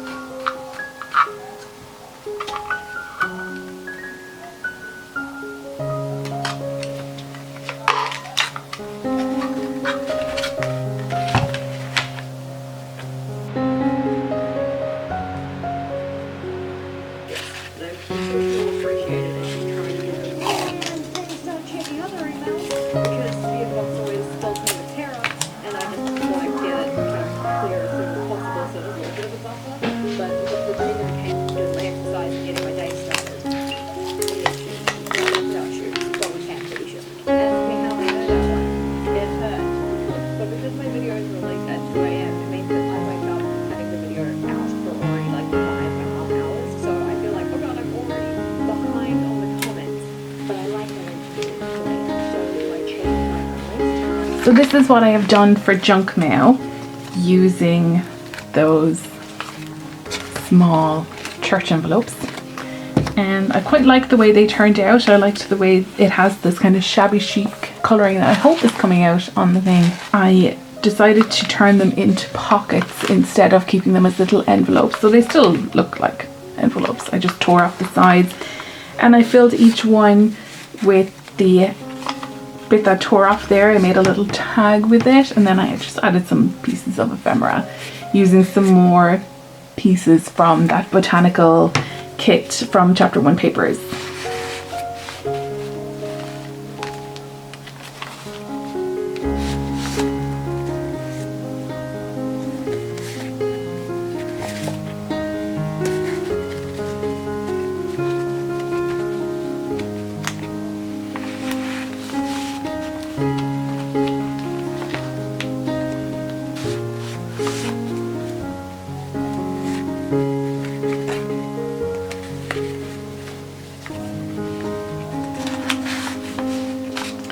So that is it for junk mail. Tomorrow we're going to do desk setup / workspace on this page here, which I'm actually kind of excited about because I quite like my workspace. And I'm thinking of adding some of this colouring onto this page, maybe up at the top here as well, just to bring it all together. So thank you so much for joining me today, and I will see you in the next one. Hello my friends, welcome to my channel. I'm Elaine. Today we're doing the next prompt for Junk Journal July 2025, which is desk setup / workspace. So let me take you on a tour of my workspace.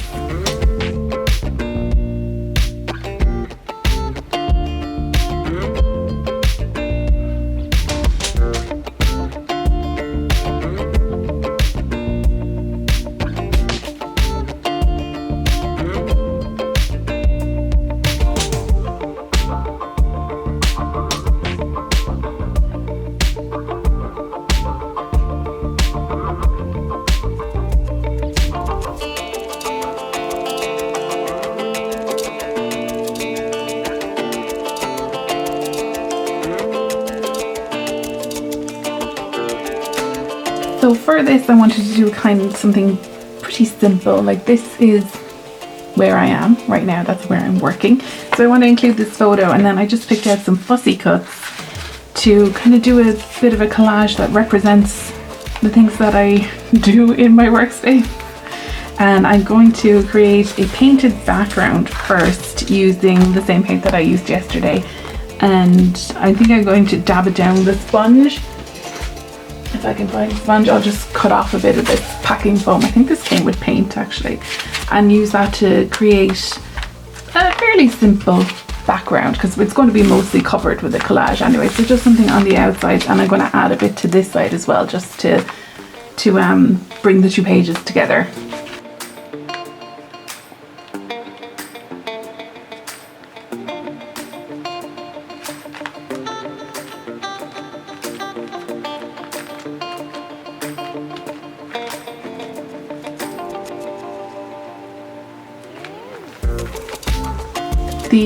The paint looks quite different to doing it on the envelopes, but they were such a deep pinky purple colour that, like, that's not surprising at all. But I'm going to go over it the same way with the white ink that doesn't feel like ink to me. It's kind of waxy paint, I don't know what it is. But I'm going to go dab that on as well the same way, and then ink the edges of the pages in this Distress ink from Tim Holtz. And I will do that as well with the fussy cuts that I've picked out and the image. So we're just going to work on that there now. I wish this stayed with that effect, but it rubs off. You can see there it didn't stay very well, and I meant to get some hairspray and spray it, but I just wasn't bothered. I didn't want to have to deal with the smell of hairspray. I'm just going to do a kind of border around on this. Getting the white kind of blends it in a bit better over here. I thought maybe this white ink paint stuff might just need longer to dry, but I've left it for several hours now and it is still coming off on my fingers. So bad review for that. But I'm just going to ink the edges with the festive berries on my fussy cuts and on my image, and we'll just work from there. We'll just do a collage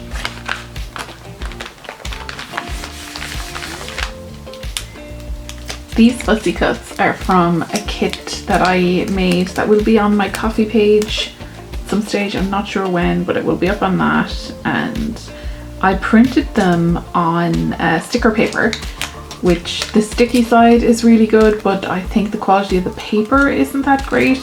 They came out much lighter than I expected them to. Now it could be my ink either. I'm not using the best quality ink. I really wanted to have a cat on this because my cats often come into the room with me while I'm working in here, and they are just such lovely company.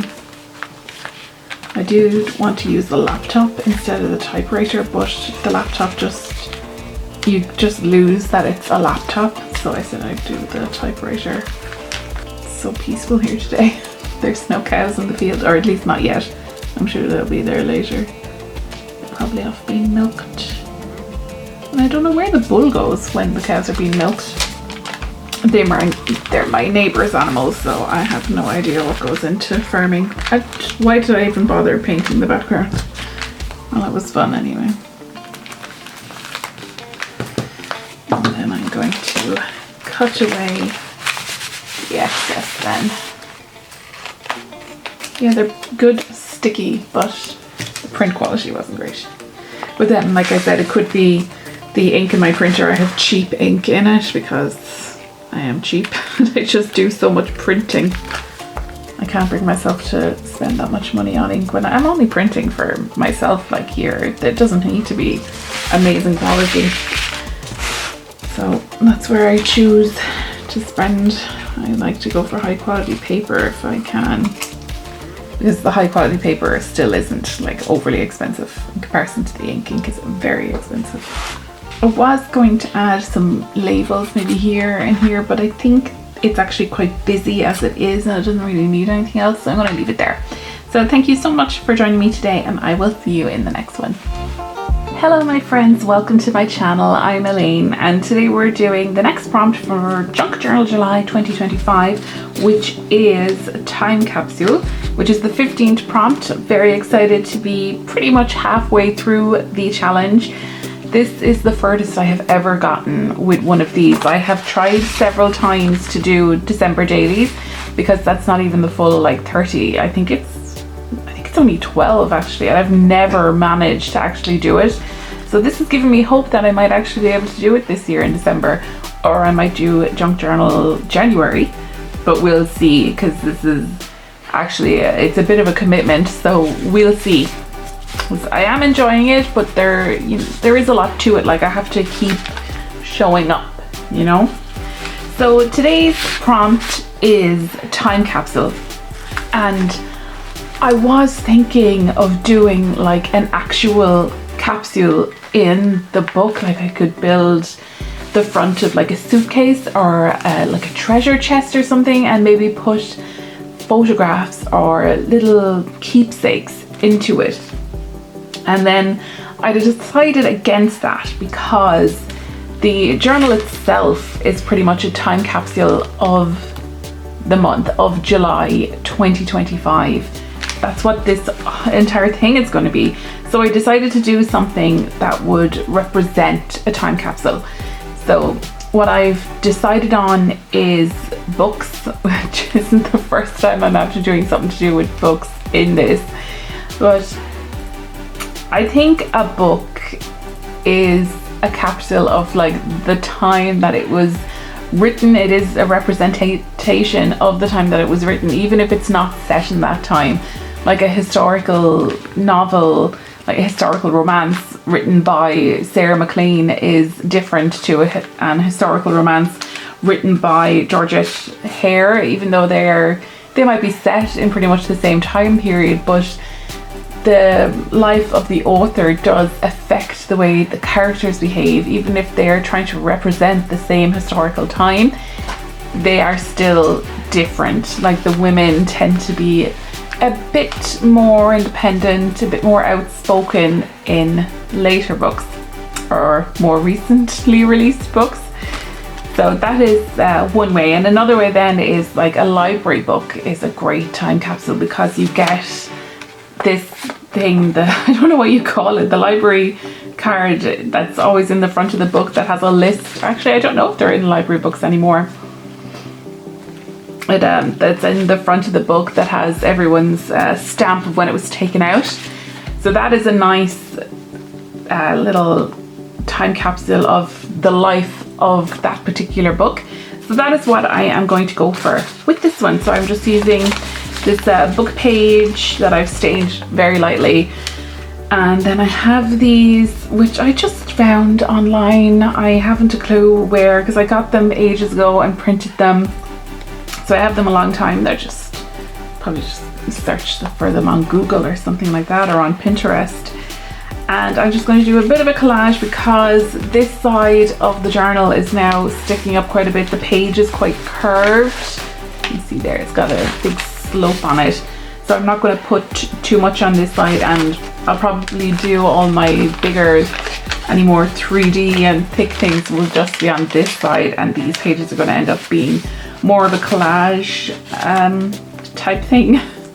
But I might end up doing actually like what I did with this one, which was I made it outside of the journal and then just stuck it in. So that might be something I will do in future spreads as well.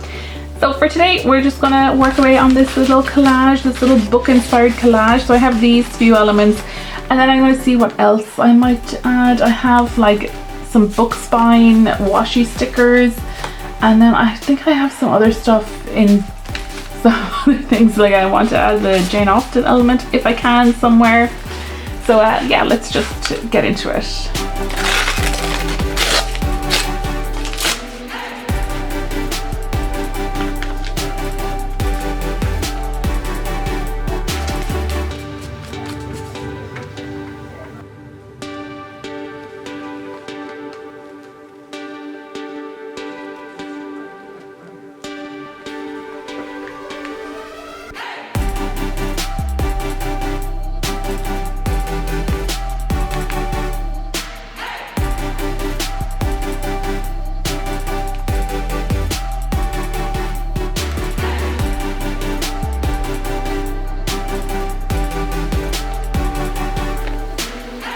So that's it for time capsule for today's video. Thank you so much for joining me, and I will see you in the next one.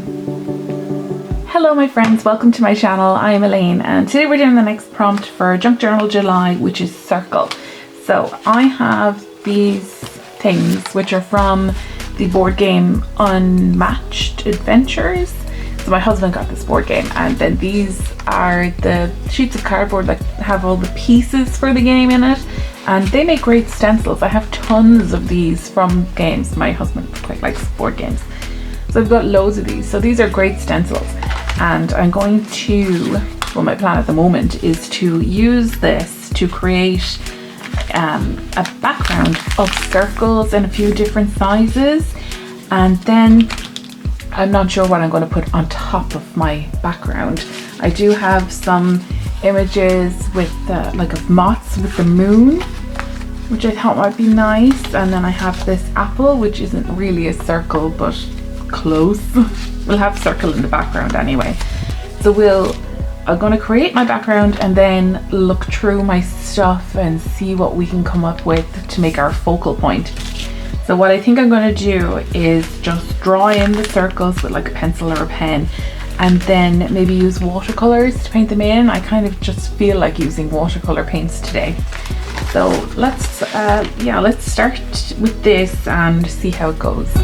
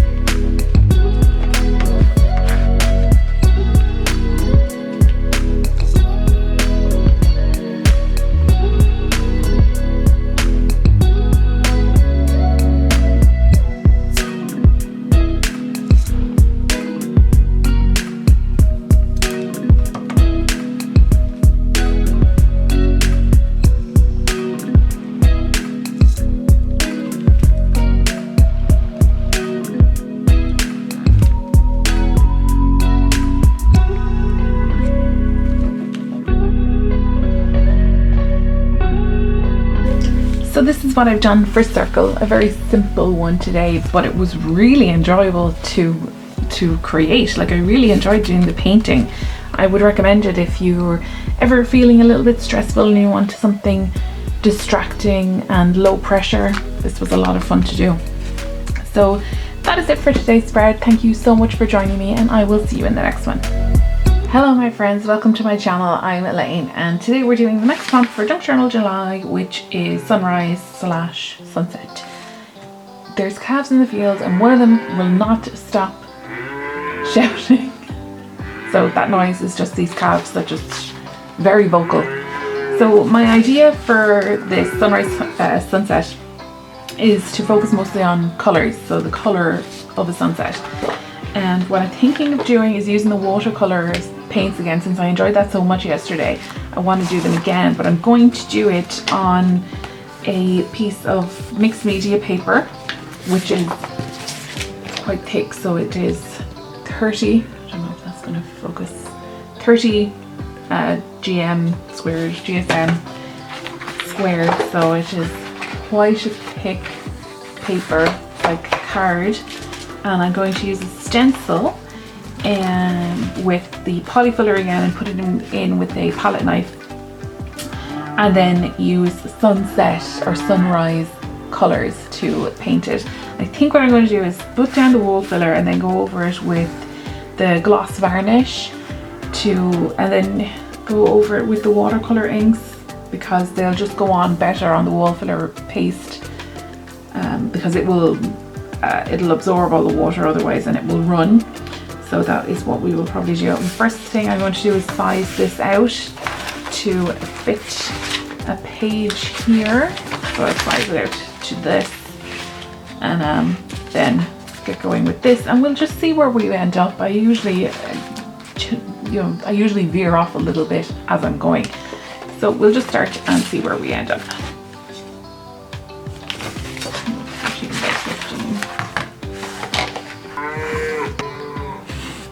So this is the space that I'm working on, and I picked out this stencil with the clock and all these lovely floral designs around it. And the clock, the time on it is 5, and 5 AM is close to sunrise. Let me just check what time sunrise is here at the moment. So sunrise here at the moment is 5:20 in the morning, so that is close enough. You definitely start to see the day lightening at 5. I like to stick this down with some paper clips so it doesn't move around while I'm using the palette knife and the wall filler paste. The wall filler paste is quite thick and tacky, so it tends to, when I'm pressing it down, it can move around the stencil very easily. Try those. I normally use these clips, but they're gonna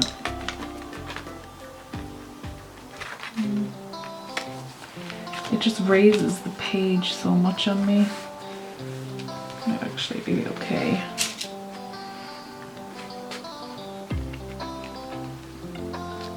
There, okay, I think that's good. This is the paste I used. It's just some generic multi-purpose filler paste for doing DIY at home, for doing your walls.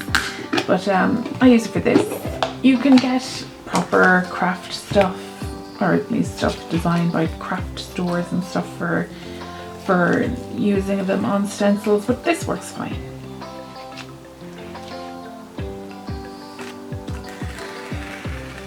You might have noticed actually sometimes I don't talk very much in my videos, and other times I talk just a bit more, but sometimes when I'm doing these my husband is watching TV, so I tend not to talk too much then. It's a bit more relaxing anyway to just go. Okay, that is smooth enough I think, so I'm going to lift this and then leave it to dry. It's probably going to take a while for it to dry today because it's a wet day, so probably gonna have to leave it a good while before I can add my varnish coat and then start painting. It's probably gonna take a while. So let's see what we have. Okay, that worked out really nicely. Delighted with that. Very excited to start painting it. So now I'm going to wash all of this off the stencil and the palette knife. That actually dried pretty fast, probably because we're using the mixed media paper this time instead of the brown paper from the book. So that dried nice and fast. Now we're going to add this gloss varnish over the top of it. That calf, I don't know what's wrong with it. I kind of feel bad for it. It keeps leaving all the other calves, and I think it's trying to get back down to the farm. It might be missing its mummy. I know I probably shouldn't just pour the gloss down and do it that way, but I'm lazy. I don't feel like getting up to look for a palette. It'll be fine. I just want to get it into all the little spaces on this. And now we just wait for that to dry. So this is dry now, but it's still kind of got a rough-ish texture, so we'll see how well it works out.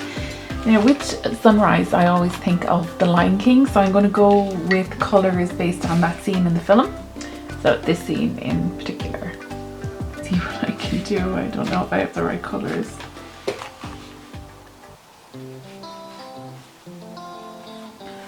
Ooh. This. Not what I expected to happen, but I probably should have.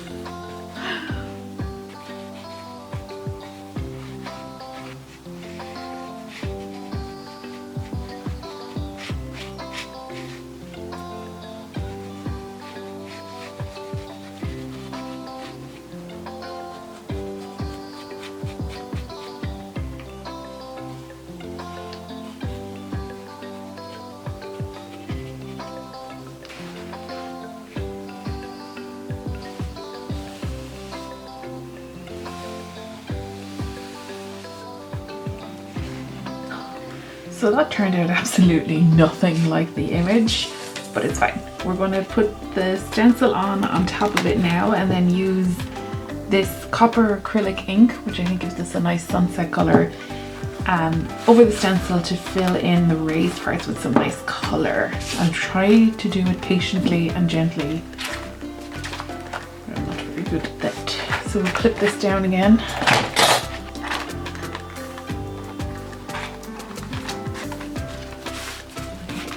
Is to do a little bit at a time to get it on properly, but I'm very bad at doing that.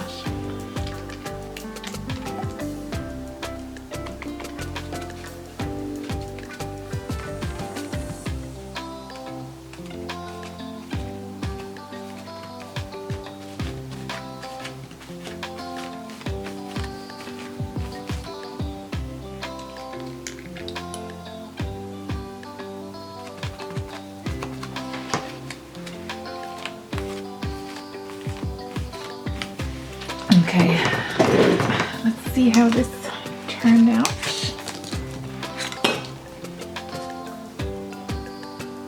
That's pretty cool. I think it would be nice to have a kind of interesting border on this instead of just straight lines. So I'm just going to draw this down and cut it out. No, I'm not even gonna like worry too much about keeping it exact. It's just a bit of a guide for me.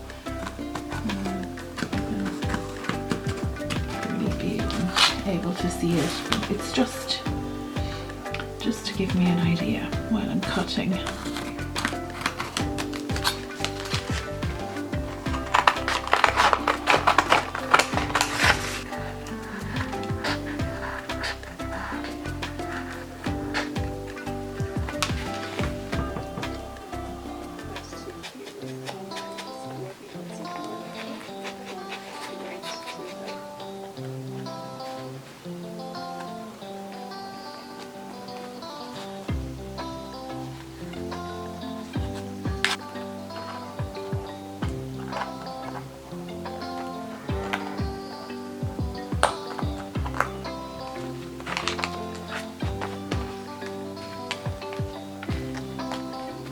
So this is what I have done for sunrise slash sunset.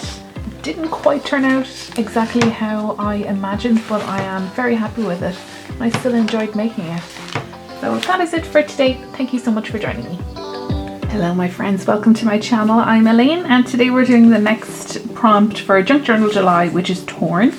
and I quite like this prompt for a junk journal challenge. It's quite open to a lot of the types of things that we do in our junk journals, so I quite like that one. So what I have here now is a few pieces of torn book paper that I used in, I think it was this one. Looks like I used it and pretty much covered over the whole lot. But I see about using it on this one, and I also really want to use this crackle paint in this somehow.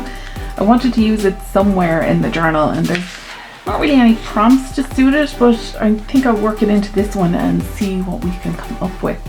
The only thing about this crackle paint is whichever page I use it on, it's going to affect the page behind it. So tomorrow is Keepsake, so whatever I do for Keepsake is going to have this real texture on the paper.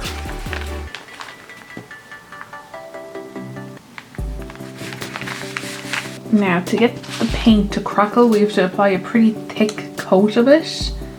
Fast drying creates eggshell cracking pattern as it air dries. Use over sealed surfaces. Don't think this counts as a sealed surface. Okay, so let's just put it down and see what happens.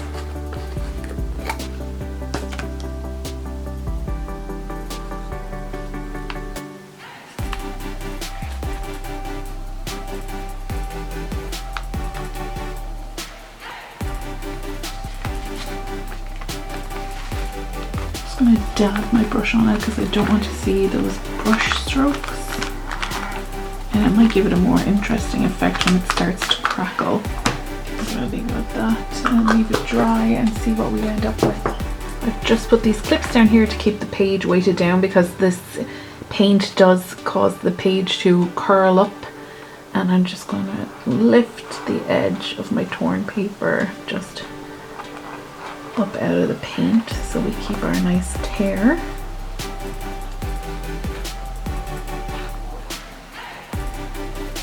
I ended up using a hairdryer to get this to dry because I was getting impatient, and it was really cool watching it dry and crackle in front of my eyes. The next time I will film that. I had to do it in a different room, so next time I'll do it here and we will film it because it looks so cool. So now our page is curling and we've got this bit here. I'm trying to think what to do. I don't want the whole thing to be white. I'm not sure what I want to do. See, this is what I was talking about. See that texture, which I actually really like. I think it looks quite cool. So that will be tomorrow for Keepsake. But for now, I'm not sure what to do. Decided I'm going to add some of the paint underneath here just to keep things nice and even, so that when I do go in with whatever way I'm going to colour it, things will be even. Just in underneath here, and then I'll probably give it a blast with the hairdryer again. I'm only doing a light coat here because it's just to colour it and to make sure it has a similar texture, but I don't worry about it crackling. I also do quite like the texture it put onto the book paper, so I might add a little bit more there. I'm just gonna kind of wash into it, or fade, that's the word, fade into it. So just a light dusting. I was going to go over this with this shade inky paint from Citadel. It's called a shade. It works kind of like an ink, and it's supposed to get into all the little spaces and give high contrast and shading basically, but I think it will be too much, so I'm going to try some archival inks from Tim Holtz, and this brush is what I'm going to do. I'm basically going to go like this. Oh my gosh, it's already staining it. So I'm going to try the light colour and then the dark colour in some areas, maybe around the edges, because I don't want the colouring to be too intense.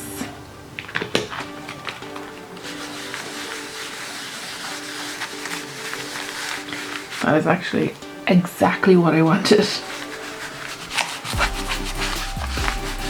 I'm going over the paper as well, the curling on the paper with this, but I think I'll go over that again with the Ground Espresso colour. I'm using Vintage Photo now.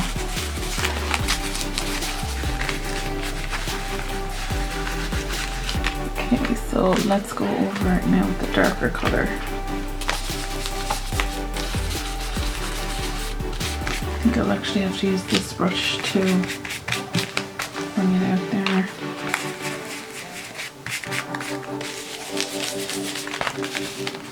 Okay, I'm gonna try this one now with the edges. I might try a darker colour. I have the black soot.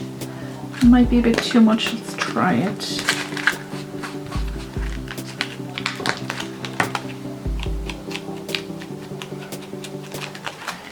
Now, I'm very happy with how that has turned out, and it was a lot of fun to do, so that's excellent. Now we need a focal point for this, and I have no idea what I'm going to do. I'm going to have to look through everything that I have and see what I can find. I don't want to take away from anything that I've put down by covering it, so I think I'll use one of these since they're pretty much see-through, and I might shorten it like that and add some more to it. Oh wait, I also have these. These are a bit bigger.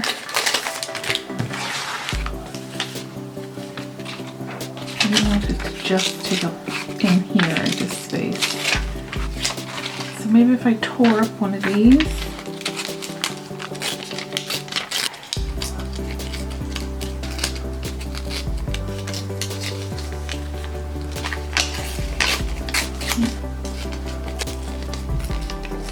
That's the idea of having the black and the white writing, and then we'll need a little something else to add in. I'm going to ink the edges on these as well, just to give them a bit of contrast. I think I'll add something simple like a little flower here and attach it with a paper clip.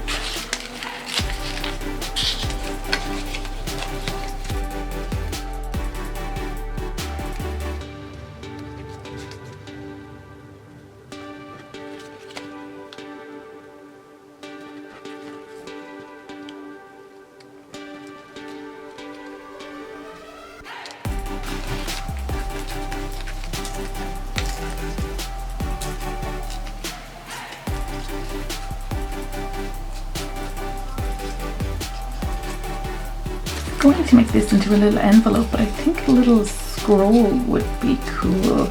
And then I'm going to add a wax seal and maybe a little tiny feather.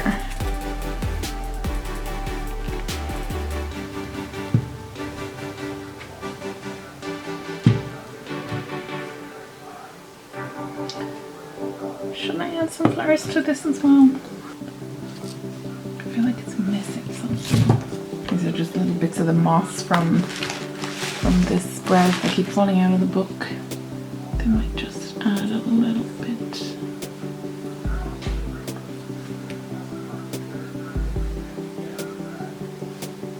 Just gives it that finishing touch it needed. So now we wait for that to dry. And we're going to pop it in here with this clip that I think could do with some tarnishing, but I don't know how to do that. So that's it for today's spread, which was torn. Very, very happy with this, and I really enjoyed making it. Let me give you a closer look at the little embellishment here. So there's the little embellishment for it. I really enjoyed making this, and it kind of reminds me of little dollhouse things. And we have all of the torn elements, loads of it. Really enjoyed trying out the crackle paint and the ink and stuff. So this was a very fun spread to do. I really enjoyed it, and I look forward to trying out these techniques in future spreads. So thank you so much for joining me, and I will see you in the next one. Hello my friends, welcome to my channel. I'm Elaine, and today we're doing the next prompt for Junk Journal July, which is Keepsake. Now I really racked my brain for this one. Like, a keepsake can really be anything. It's very, very open. But the first thing that comes to my mind when I think of a keepsake is a locket. I had these two images in my box of stuff. We used one of them at the very beginning, so here. So I think it's fitting to have a keepsake that calls back to something earlier in the journal, and so that's what I'm going to use. And since they're not very interesting by themselves, and I really want to try out some new stuff in this, and I love the texture that the crackle paint created on the back of this page, so I want to use that. And I'm just going to kind of experiment with different stuff on this page for the background and have that kind of be the most interesting thing on the page. And tomorrow is Art Deco, which to me means gold. What I'm thinking is using gold to decorate this page. So I have this acrylic ink in gold, and I have this regular ink, a gold metallic bronze color, and then I have this honeycomb effect gold, antique gold to try out, so that will give this effect. So I'd really like to try this one, but I think I need to use quite a bit. Oh, it needs air dry in 6 hours, completely dry in 72 hours. Okay, so if I do use this one, it'll probably take a while. Well, air dry is fine. I might be able to put anything on top of it. Maybe we'll only use a small bit of this. I think I'll use this one over this partially, maybe. I'm not sure. We'll just start and see where we end up. I'm going to cut out these, fussy cut them. So let's just start and see what happens. I have to try and keep this up. I need this page to be flat when I'm working. I have this little jar of ink so long, it's gone really settled on the bottom. I can't even shake it. Yeah, it doesn't move. I think I'm due to get a new one at this stage. I'll try to stir it. You know, it's very difficult to get anything out of it. Okay, so I want to try kind of dusting this over our textured part. So let's start on the edge, work our way over it. I got a microphone to use while recording, but or I have one mic. I have a microphone to use while recording, but I never turn it on because I just forget about it, and I know it's hard to hear me sometimes.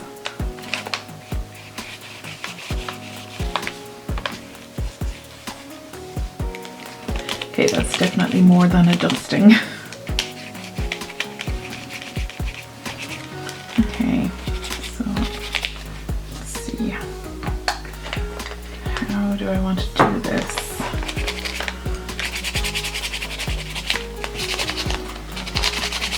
I'm going to try apply this in some areas, but I think I need to use like a lot, so I'm going to apply it with a pipette and just see how it goes.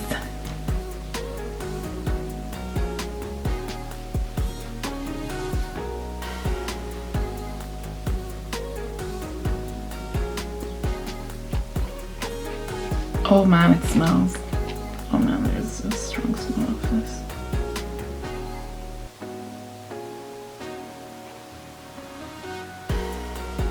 I'll do it on these 3 sides.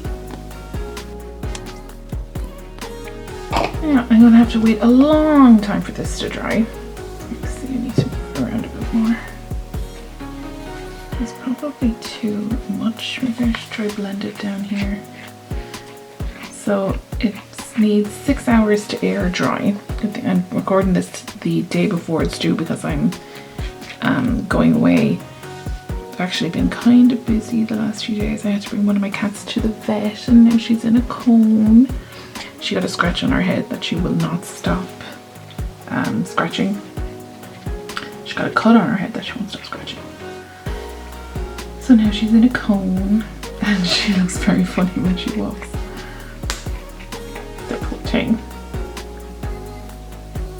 So yeah, I have time to leave this dry and figure out what else I'm going to do. Pity it smells so strong. Okay, so that's that. No idea what this is going to end up looking like, but it's fun to try out new things. It's the next day now, and this is fully dry as far as I can tell. You can see the effect that it came out with. Anywhere where the paint was heaviest to get a better kind of honeycomb look to it. I wouldn't even call it honeycomb, it's kind of like a marbling. There. And I actually really like how this turned out. I wasn't sure about it when I put it down first, but I actually quite like it. So happy with how that turned out. Now I have to lift this up. So I have my 2 locket images now to add to this. I'm going to cut them out and see how they look. I think they might need a little something extra.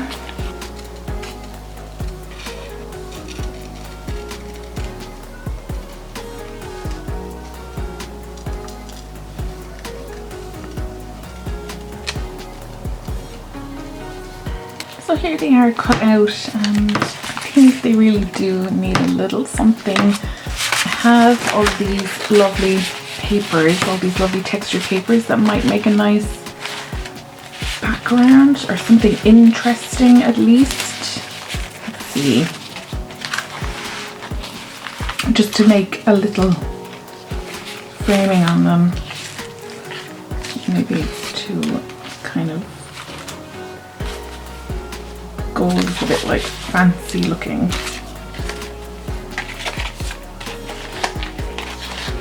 Maybe there's enough texture already. I don't want to cover up any of this as well.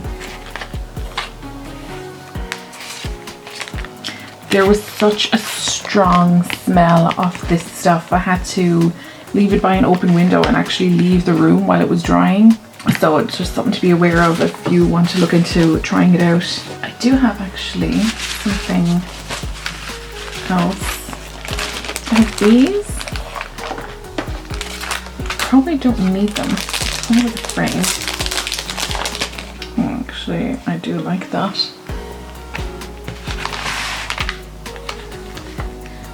Maybe just one of them. I was planning on doing Jane Austen July with this as well and having Regency elements, but I've completely forgot about that the last 2 days. This would work though, wouldn't it? This lady's portrait. Okay, I'm going to stick this down onto this. Oh, damn it, I touched it. Okay, it's not quite centered. It's close enough. Oh shoot, my battery's down there. My battery died, so I'm using a different camera, so things might look a little bit different. But this is what I've done for Keepsake. I just added some script washi tape into the corners because I thought it needed a little bit something more, and then I just inked a little bit of the edges to add some aging kind of a thing. So that is what I've done for Keepsake. I'm quite happy with it. It was fun to try out these different techniques and to get different looks. I'm still a little unsure of it. I'm not sure if the script washi was the right thing to add, but it's fine for now. I could come back and change it later, but I am happy with it for Keepsake for now. So thank you so much for joining me, and I will see you in the next one. Hello my friends, welcome to my channel. I am Elaine, and today we're doing the next prompt for Junk Journal July 2025, which is Art Deco.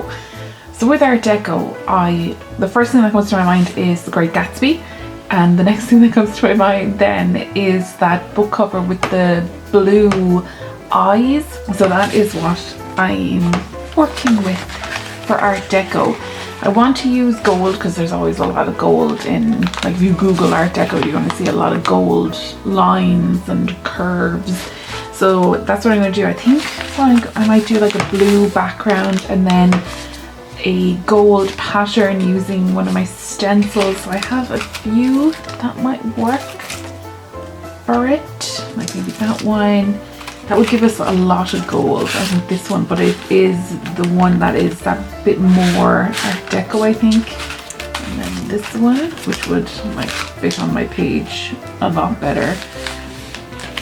And then this one as well. So one of these, I'm leaning towards this one because I think it is that bit more Art Deco, but I do really like this one. And then what I want to do at the moment for the centerpiece is a book cover. So I have these few book covers, and I think this one would go well with this page, and also it's got the blue to be that bit of The Great Gatsby. I was thinking about putting in eyes in some way, but it's kind of freaky, I think, to have just 2 eyes on something. The book cover does have that nice painted, I think think it's a cityscape at the bottom, which is nice as well. So that's what I'm thinking about now. So let's get started and we'll see where we end up.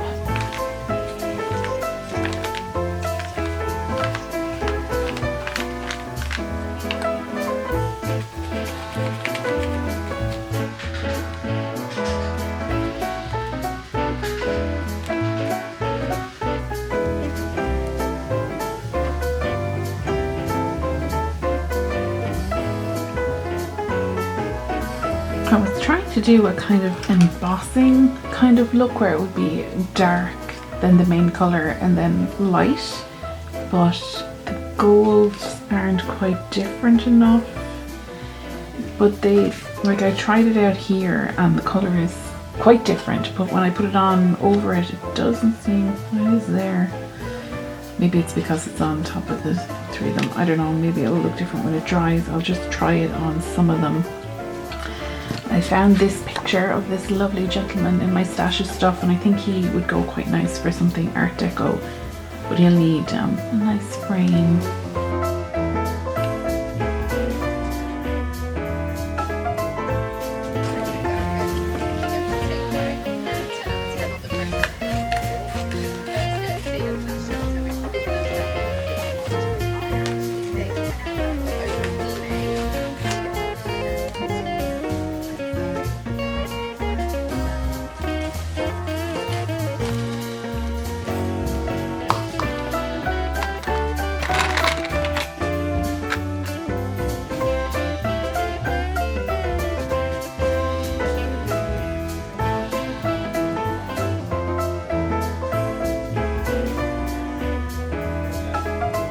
So this is what I have for Art Deco. I think the man really suits it. I got a little bit of gold paint on him, but it's fine. And the background turned out a little bit different to how I imagined it would, but I do really like how it looks. And I think it blends quite well with the page on the other side. So thank you so much for joining me today, and I will see you in the next one. Hello my friends, welcome to my channel. I'm Elaine, and today we're doing the next prompt for Junk Journal July 2025, which is Wanderlust. Now, I love to travel, so I kind of have the opposite issue that I normally have, which is I have too many ideas, too many things that I want to do, but I want to keep it simple for this one because I've done a lot of painted spreads the last few days, a lot going on in them. So this one is going to be a bit more simple, more of just a collage. So I've been looking through all my stuff, and I have like maps and things like that. I have tons of little postcards. I have more of those hot air balloon ones. And then I came across these two little images that I think are quite nice and just more about wandering instead of traveling. So I might incorporate those too. And then I have this luggage tag from my last trip, which was to Gran Canaria in December of last year. So that was my last trip, and I was thinking of maybe using this to create a background and then decorate it with these two. Like we have the green in it, so that might look nice. I really just not sure what I'm going to do, but I'm just going to get started. I'm just going to put this down, just start doing something, and then I can always go over it if I don't like how it looks. I can probably even take it off. They're not that sticky, are they? I know they're pretty sticky. Let's just start doing stuff and see where we end up. This is from a Ryanair flight too. I do not like flying with, but then I had to get them because of timing. Just the hour that the plane was flying just suited me better, so I had to get it. I'm not a fan. Like, they're fine, I guess. Their seats are not comfortable, and you know, they're not the nicest airline.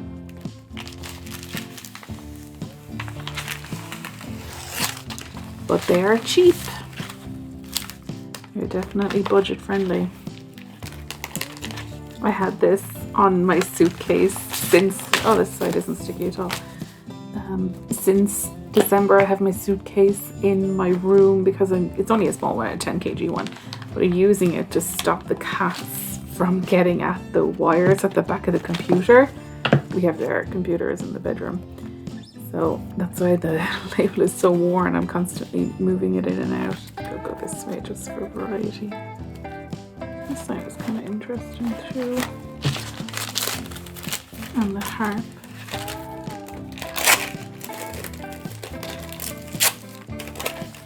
A bit more interesting over those barcodes. Trying to find something that will suit this a bit better. This isn't using things like this isn't my usual way of journaling, so it's kind of hard for me to think of things. That might kind of work. It's like a luggage tag maybe. This trip was to Gran Canaria, so maybe I should find something summery. Ooh, that says traveler. That might work.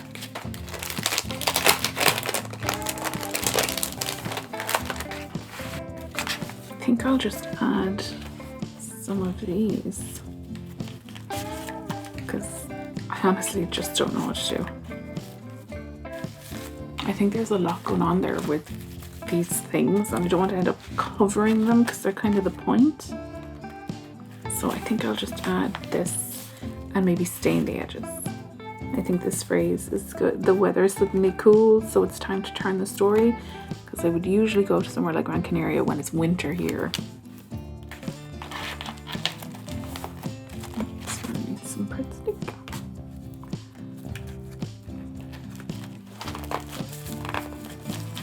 I was going to leave it here, but I just can't. It just doesn't go with anything else in the journal. Whereas this would be fine if I was doing like a normal, well not normal, a junk journal that is made up of junk and stuff. It would be totally fine, but this is more kind of an art journal than a junk journal, so it needs a little bit more. But I don't want to cover it up entirely, so I'm thinking a piece of vellum with one of these, and then I have this washi with airplanes and stuff, some travel themed washi to go around here maybe. Just something simple. Okay, and then this, not sure how I'll actually stick that down. I'm gonna put some washi just on it.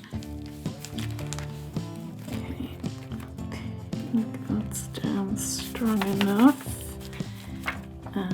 Yeah, that's fine. So now, will I put a frame on the image? Which one will I use first? I think I'll use this one because I prefer having the solo person. And then the touches of green to go with the green. That's what you call the bag tag.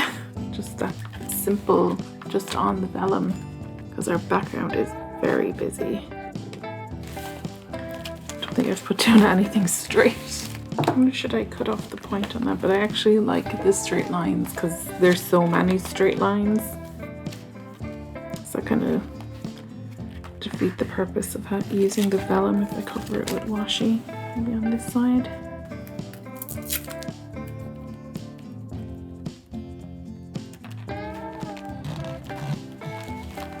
Okay, we're going to leave it there for Wanderlust. Not my favorite one, but I am happy to leave it there. I'm happy to go with that spread. I'm happy to go with that spread. So that is it for today. That is Wanderlust, and thank you so much for joining me, and I will see you in the next one. Hello my friends, welcome to my channel. I'm Elaine, and today we're doing the next prompt for Junk Journal July, which is Shimmer. So Shimmer makes me think of makeup, eyeshadow in particular. So I want to try out eyeshadow as like a type of paint in the journals. So I have these eyeshadow palettes from Morphe. They weren't cheap, but they were on sale, so they weren't like overly expensive or anything. But I have them about 2 years, and let me show you. I have barely used them.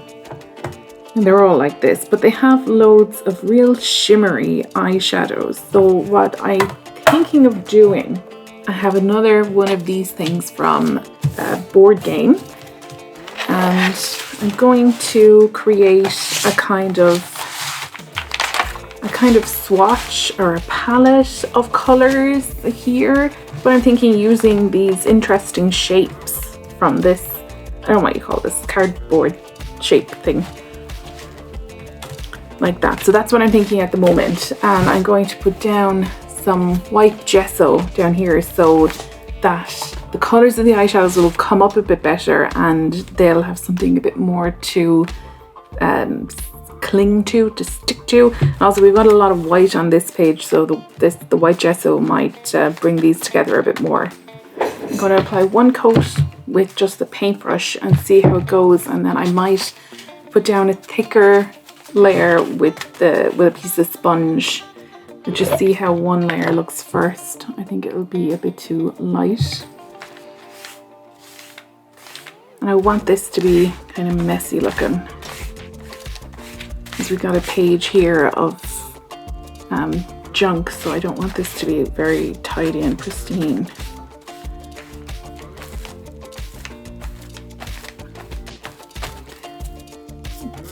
Something to show up the shimmer if it has a bit more texture. I think that's enough. I only want it to be just a little bit of texture. I took away some of the texture from up here. So I'm going to go dry this with a hairdryer because I'm feeling impatient and I want to see what the eyeshadow turns out like. I am just very lightly going to draw in some shapes. I'll go from this one. Oh, I meant to go lighter than that.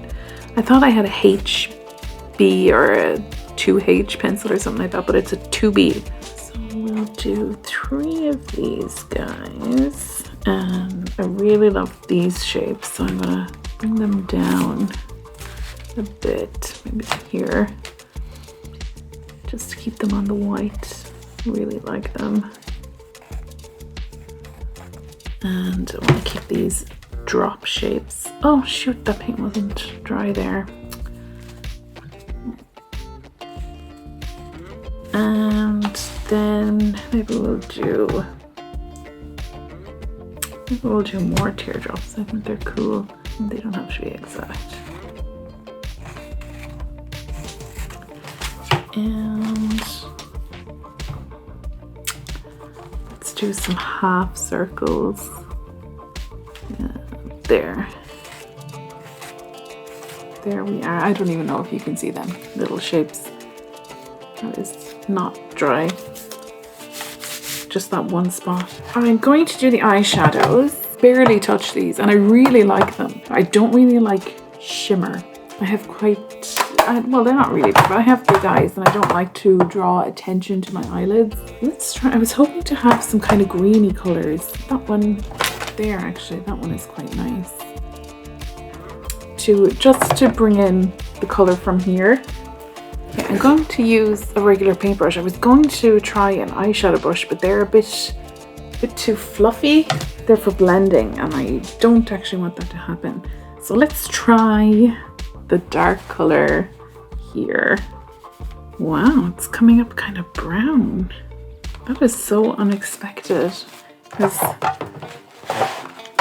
this is the color I'm using. It doesn't look brown to me. That is interesting. Let's try another shimmer. This one is crazy glittery. Look at this. Very, very glittery. Look at the glitter on the brush.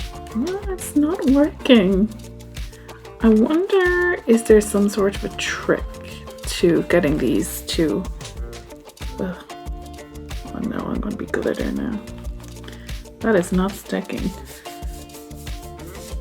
Wonder, do I have to like use a bit of water or something? Let me see what Google says, because I bet you someone has done this. Wow, okay, maybe this won't work out. People are saying to, or at least Google says to, you have to grind down the eyeshadow and mix it with a binder like glue, which is not something I want to do. I do actually want to keep using these eyeshadows.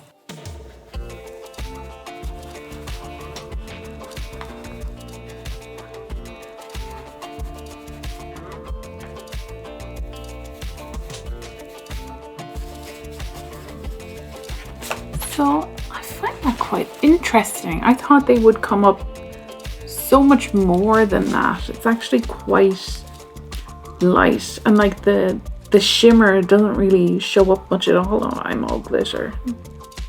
So I'm shimmery. Paige, not so much. I have this 3D pearl effect stuff that we can try using, see what this turns out like. I have this a long time, so it might be after separating or something. It has this fine nozzle on the top that I think I'll just go around the shapes with.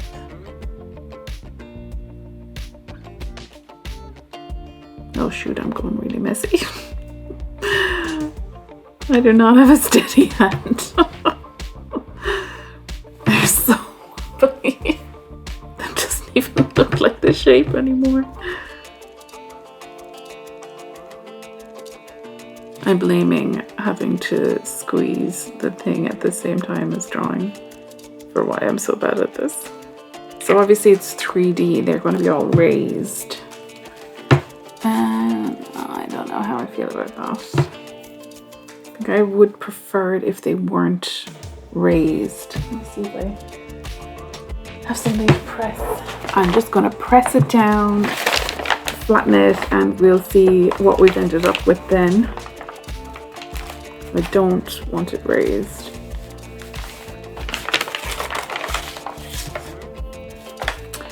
It's kind of cool. It's interesting. Gives us that little pearlescent shimmer. I don't know if it's coming up on the camera, but I can see it. It gives us a little bit of texture as well. I'll try to zoom in. It's very overcast today. It's very dark, so I'm not sure if the light is good enough to really show you. I think that's interesting. So I think this pearlescent stuff is going to take a little while to dry, so we will just set that aside and I'll check in on it in a bit. I just remembered this packet of butterfly stickers that I have that I think would go nicely with this. Very feminine pastel colors. So I've picked out a few that I would like to put down. This guy, maybe I should look for some greeny or bluey ones to have some colors tie into that page, because this is just such a contrast now at the moment. Oh, they're so pretty and curly. That little cute pink one. I don't think I've ever done anything so feminine in a journal before. That green one, that one is so nice. And I have this bluey one as well. I'm really just plonking these down. I'm not even thinking about it. These are interesting ones. The unusual shapes, kind of like a dragonfly. I love how with the PET stickers with the plastic background, you can place something down to get an idea of what it's gonna look like. I don't want to go overboard. I feel like it needs something else, maybe some text. Some of these do say they just have the word butterfly. I would actually like that in the center there. Is that even in the center?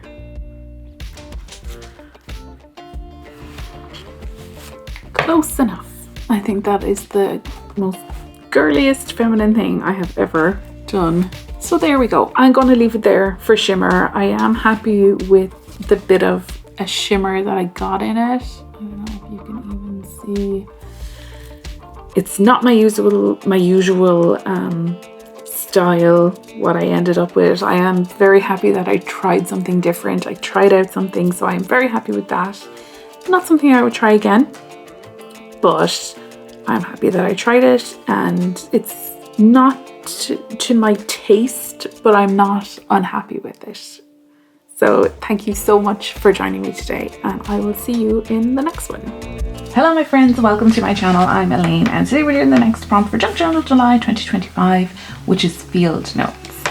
And I'm going to be honest with you, Aunt Flo is visiting me at the moment, so I'm not really feeling it. I'm not really in the mood to do too much, so we're going to do a simple collage today. because I still want to journal. I still really enjoy journaling. I just don't have the, like, I don't feel very creative. My head is a little bit fuzzy and tired. So we're just going to do something kind of simple. I'm just going to pick out some papers that make me think of field notes, some writing, some sketches of, if I can find like insects or animals or something from nature, and we'll make a little collage. I was thinking about making butterflies the main specimen of my field notes, because I have had butterflies come up quite a bit already, and it would be nice to tie everything together. And also there seems to be a lot of butterflies outside my windows today for some reason. So that's what I'm going to do, and we'll just start. We'll just get into it and see where we end up by the end. I guess our field will be the sea. And I picked out this one because it just has the word field on it.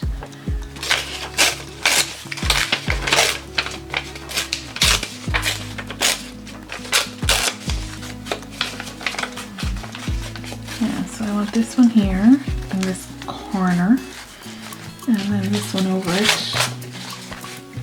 And I ended up tearing it a little bit short, but I think we'll add some more things anyway. We'll just make this a big splash of collage elements. And when I glue it down, I think I won't glue down these edges straight away, just so that I can put things underneath them and give me a bit more room to move. Maybe I'll just put a piece of this underneath this. There's actually the rest of that. Sure, I may as well add that on. Maybe we can add something interesting there. You could paint in there in gold or something. That might be interesting, like is it Japanese pottery that's fixed with gold? We could do that with our paper. So we'll use the brighter gold just for fun. I feel like I use the bronze metallic gold or the Winsor Newton one a lot. So this should be just something a bit more interesting. Yeah, I quite like that idea. I might add that into more spots. I know one of the prompts near the end, I think it might be the very last one, yeah, is gold. I've used so much gold. This paper, whatever type of paper it is, it has this kind of recycled paper kind of feel to it, and it tears quite easily, but I quite like that. I like how it gets roughened up just from applying the ink. So that is cool. And I think we'll add the ink, or the gold just up there.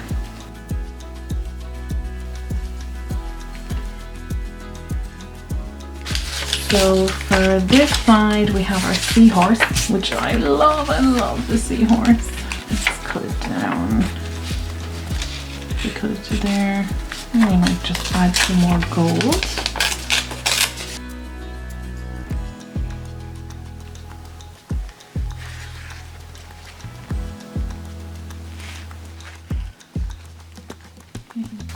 Lovely. Okay. Now I do want to keep this field thing in it. Will I cut this straight? Oh, shoot, I attempted to cut it straight. And maybe we pin this on. Maybe create a little cluster. I think I'll make this a bit smaller. Maybe I'll stick it to the back of it actually, and we can pretend we're making a little notebook.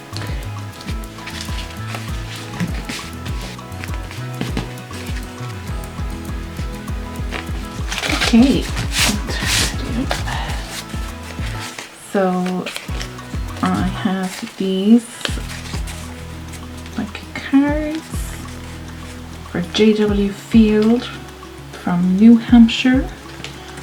We'll pretend this is his field note pages and he was studying the ocean. Should I add a butterfly page? Probably wouldn't make much sense, but I do really like these. There's some lovely pages in it. This one is cool. It is like a study of a butterfly. I could do attach these together and make it like a little book, say just there, that we can flip out like that to read.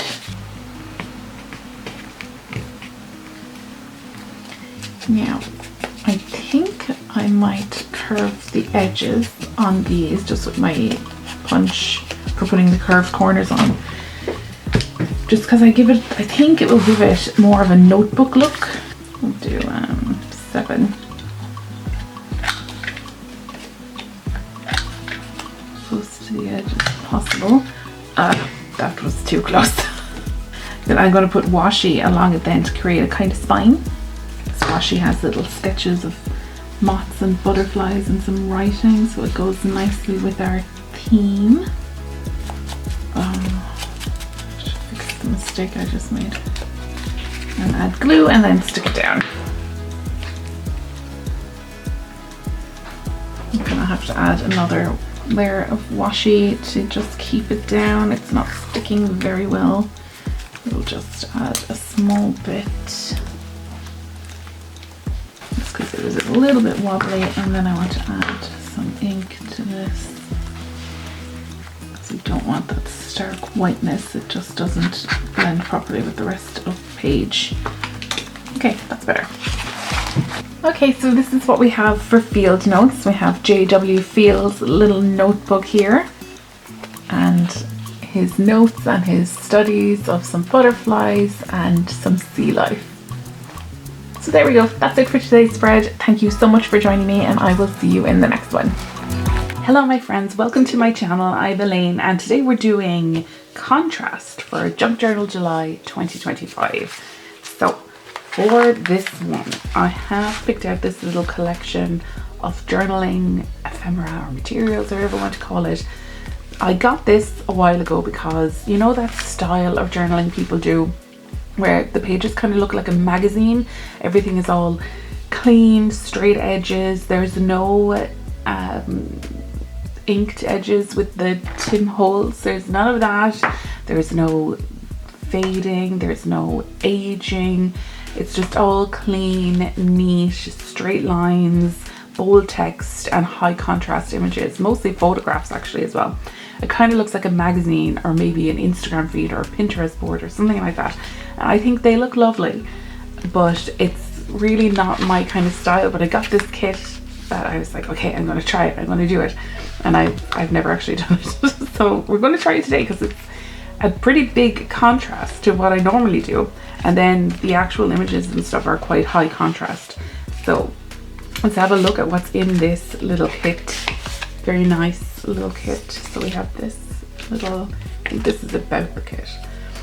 And then these lovely pages of stickers with coffee cups. I think they're lovely. They are very much like Instagram photos or Pinterest photos. Like this, very much like a magazine or a newspaper. And then these lovely stickers.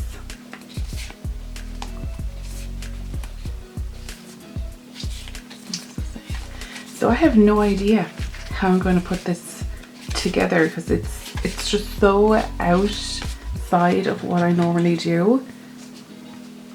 There's a bit of text, like a caption. And these, like a Polaroid. So let's like I love them. I think they're so nice. So I was thinking of maybe putting down one of these, but then they take up just the whole thing. But a clean white background is normally what you would have for this kind of journal spread. I have this washi. I think I'll actually put this down and work from, like, just do a cluster in the center. It's kind of what you see, or what I've seen with these kinds of spreads. This washi is just all quotes from John Keats. So just get this kind of centralized. And another one here. It's just morning time and the sun is rising just to my left. So there might be like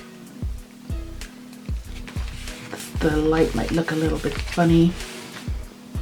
Let's see, what will we do? I quite like that photo. When you hold an umbrella alone, it seems that people are born with some dissatisfaction with everything and always. Okay, it's very Instagrammy. Really, this doesn't come naturally to me, doing one this way. Okay, the quotes are nonsense on these. Some of them are spelled wrong. Maybe actually if I put one of the stickers on that white. Okay. My gosh, I can't believe I got that as even as I did. Okay. Okay. There we go for contrast. So very different to what I would normally do, but I'm really happy with how it turned out. It's yeah, it's very different to the page next to it. So high contrast there, nice high contrast between the black and the white, and a very big contrast to what I normally do. So that was fun. I enjoyed doing that, and I'm really glad that I got to use some elements from this kit. So thank you so much for joining me, and I will see you in the next one. Hello my friends, welcome to my channel. I'm Elaine, and today we're doing the next prompt for Junk Journal July 2025, which is triangle. And I have no idea what I'm going to do for this one, other than maybe using this stencil thing to put these triangles down as like just a background design, and after that I have no clue. I have no ideas whatsoever. I would like to make the page tie in with tomorrow's prompt, which is vintage. So I might do some sort of a vintage collage here and have it tie in with the next one. That's it, that's all I've got. I haven't a clue what to do, so I'm just going to start doing stuff and see what happens.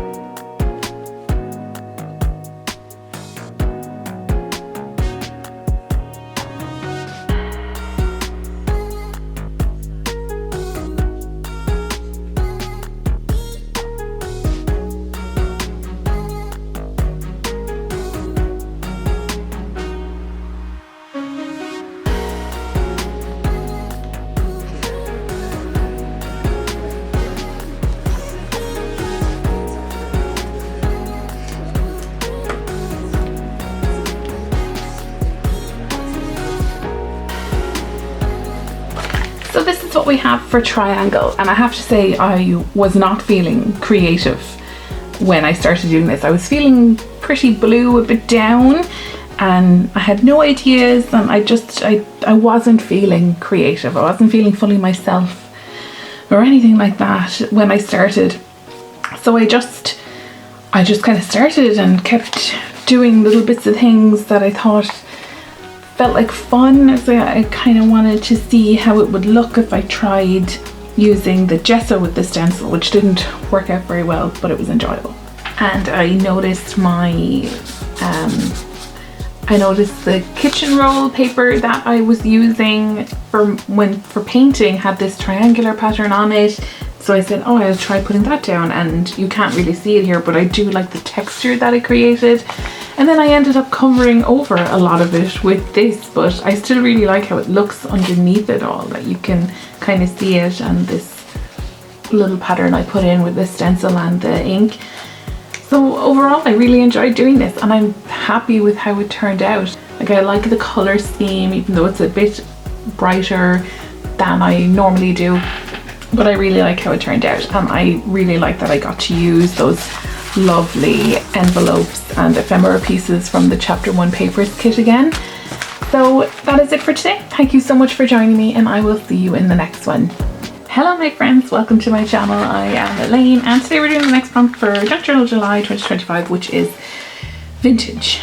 So My only thoughts for vintage is that I want to make it tie in nicely with what I did for triangle yesterday. So I will likely use some more elements from that kit from chapter 1 papers, which I have linked in the description if you want to check it out. It's so pretty. So nice. I think it's actually 2 kits that I put together of seed packets and things like that. So elements like this are what's in it, and they are gorgeous vintage illustrations. So I would like to include something from this to make the page tie in, and I might do some more, try out some other little things with the background again. So yeah, let's just start.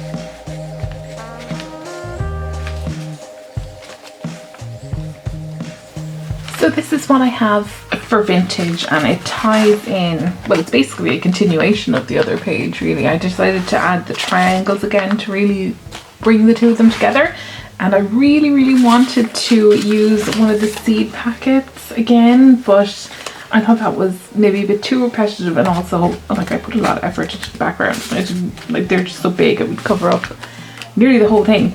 So I decided to make a little cluster there, just nice vintage elements, and that way I'm not covering over the entire background and I can reveal it if I want to. So there we go. That is it for today's spread. Thank you so much for joining me, and I will see you in the next one. Hello my friends, welcome to my channel. I am Elaine and today we're doing the next prompt for Junk Journal July 2025, which is peak. Now, it is the 22nd day of this challenge, so I've been doing a junk journal spread every day for the past 27 days, and I'm starting to feel like I'm kind of repeating myself a bit with my spreads. I feel like I'm doing the same things over and over again.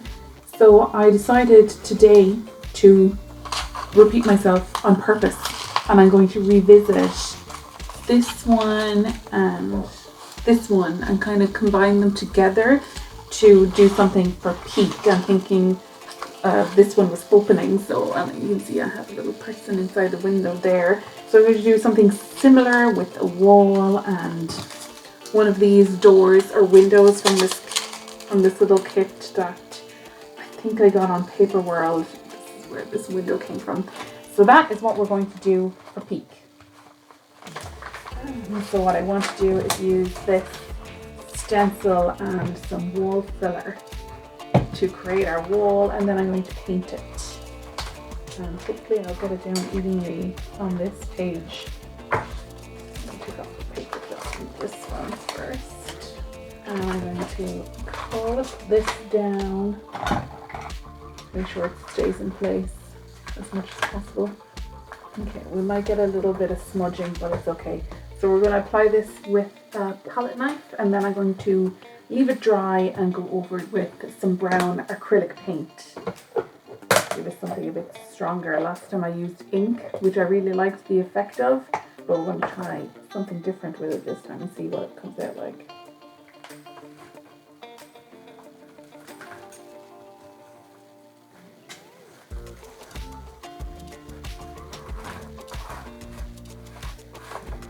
One thing about this paste is it is going to wet the page, and it's going to cause the page behind it to have a pattern on it as well, which is okay. I've already done that page, but the theme is vintage, so maybe a brickwork background will look kind of nice.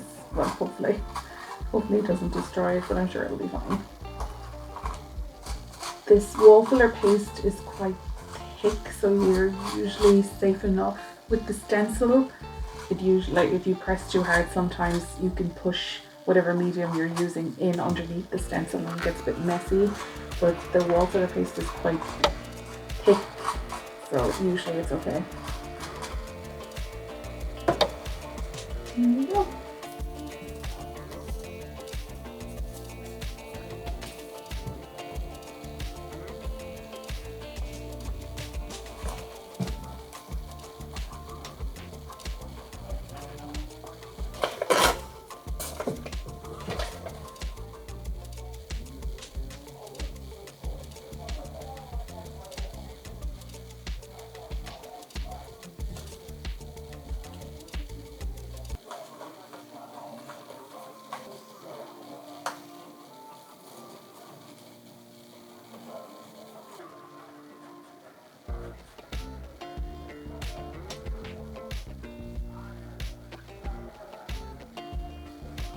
Going to work the paint into tomorrow's page a tiny bit just to help me with blending tomorrow, so I don't have to take the paint out again and try to get it down just a small bit. The great thing about acrylic paint is that it tends to dry pretty fast. That could be a bad thing though as well, I guess. Yep, so now we'll wait for that to dry, but we shouldn't be waiting too long. Acrylic is pretty good. Yeah, this is all dry, and I do like the colour, but it is a bit dark. So we're going to try something. We're going to try going over it a little bit with this colour, which is Sand Arena, I think it's called. And then I have this little brush that came with something. I can't remember what it was. Something I bought on Amazon. It came with this brush. So I'm going to try out using this to go over things lightly and see what kind of effect we end up with using this brush. Yes, good cat hair on the. I suppose that makes sense. She was lying on it, so I'm going to go lightly. I do want it to stay on the bricks and not go too far into the spaces between. So I put a bit too much on in some spots. I'm not sure how well that turned out, but you can definitely see the brickwork a bit better. Okay, I'm going to try some of this if I can, just to bring the bit of definition back into it. I'm hoping like having all the different shades of brown and cream will give it this more aged kind of look, like it's seen a lot of weather. So that is dry now. We've got a good bit of definition back into it, I think. So now we're going to place down our window. Last time I raised the image, like the frame, up a bit from the image to give it a bit more depth. You can see there, it's raised, there's some shadow. But I just didn't feel like doing that this time, so I'm just going to place it down on top of it, and then I've picked out some flowers to make it just a little bit more subtle. I kind of wanted it to look a bit more like trees or tall plants growing up towards the windows. So what we're going to do is place down some glue. This glue, should have had the lid on when I was shaking it like that.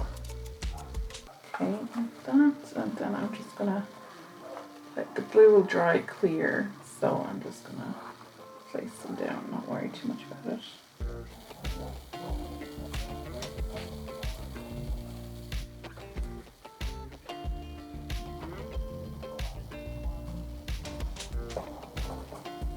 Okay, here's what we have for peek. We have our little lady here peeking through the window, and we have our very textured wall and some flowers to frame it, and I added a few little sticker elements around it.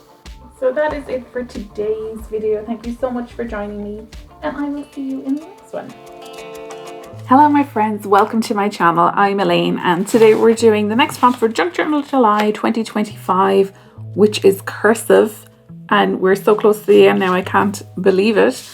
But yeah, so today is Cursive, and it has been a very, very long time since I even attempted to write in cursive. So I'm not going to really try it. What I'm thinking of doing is doing a collage with some nice script papers that I have in my stash. I think it would look pretty to get some nice script. And what I'm thinking of doing is creating a collage that kind of fades into this color that I put down yesterday when I was doing, what was yesterday? Peak. So I'm just going to try and kind of blend it in. And I'm thinking then I will try to write my name in cursive. I'm thinking I'll have the best look with my name. It's the thing I'm most used to writing, and writing quick and kind of partially cursive like. So that is what we're going to start with, and we will see how it goes.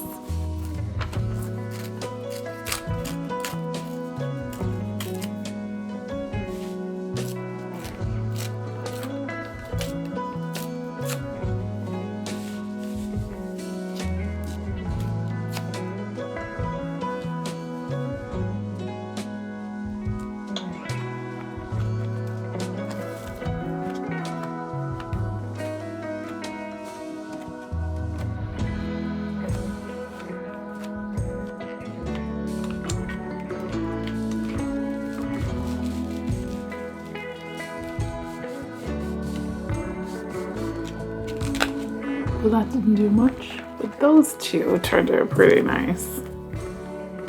That did not really pick up.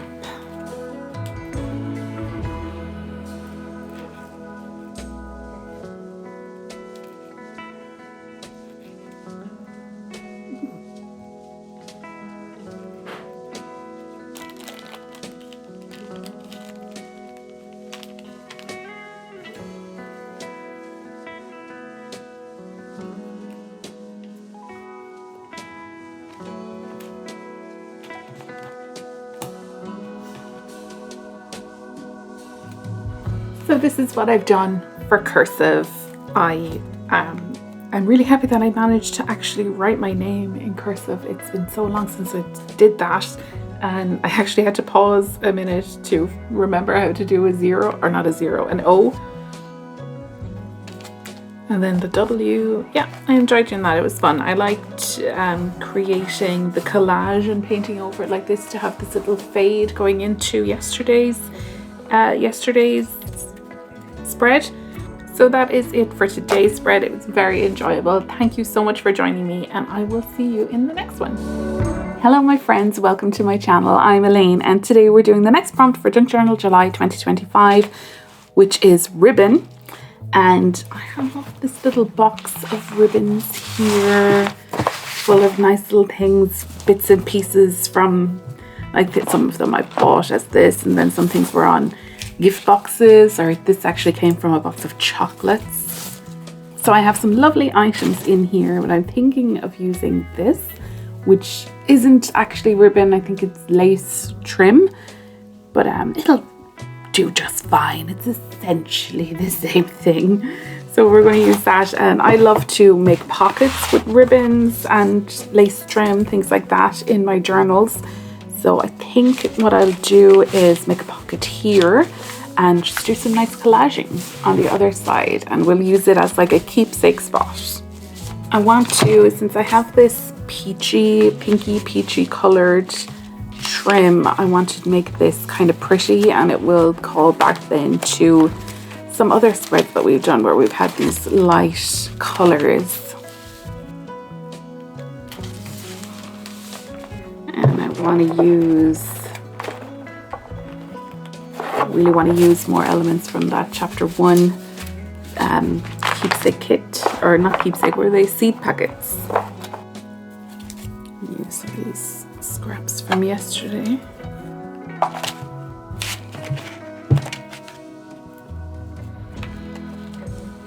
Love these. I think I might put these on cards and just add them to the pockets.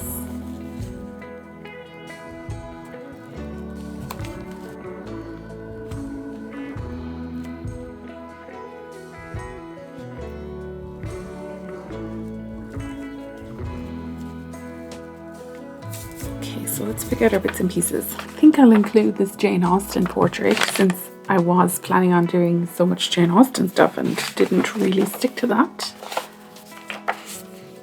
Love this. I think a fussy cut would be nice as well. I really want to put in some envelopes from the chapter 1 kit. I'm in love with this one. I'm dying to use this one.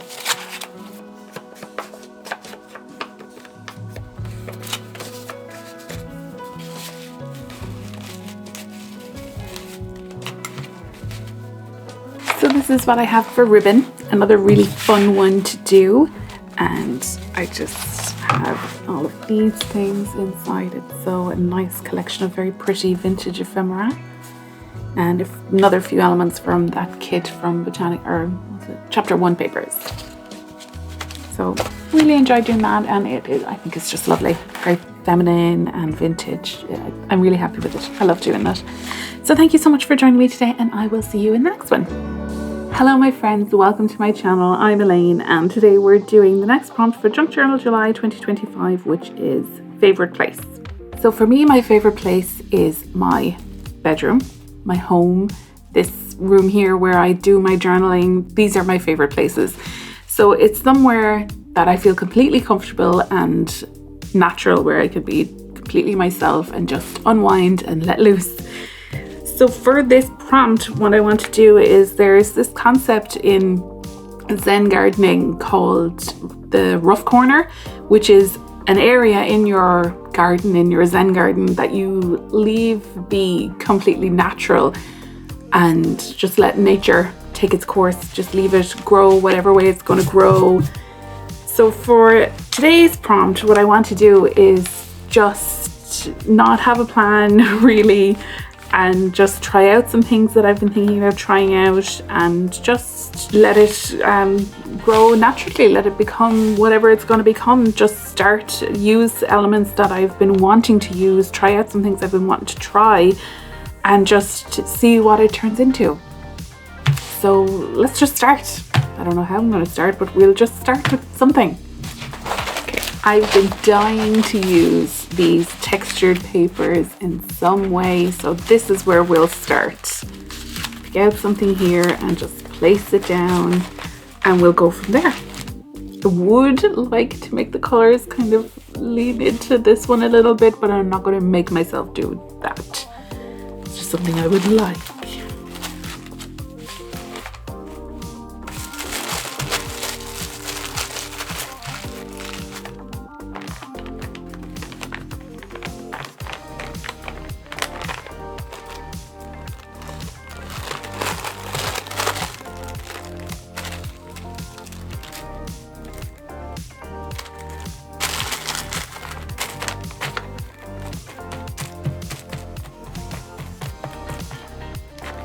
I feel like I'm going to be spending a lot of today waiting for things to dry, because my favorite thing to do is to use paint. It's interesting. Let's create some different textures on this.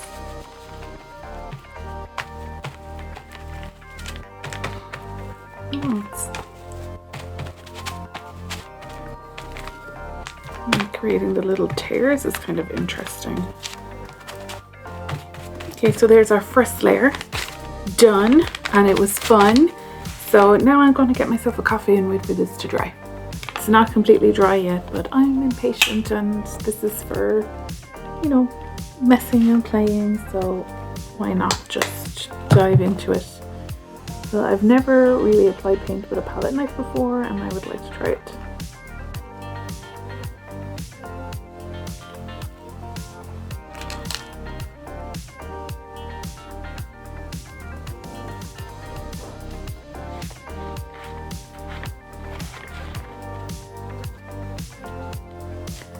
Oh, I like how it's affecting the texture we got on our paper.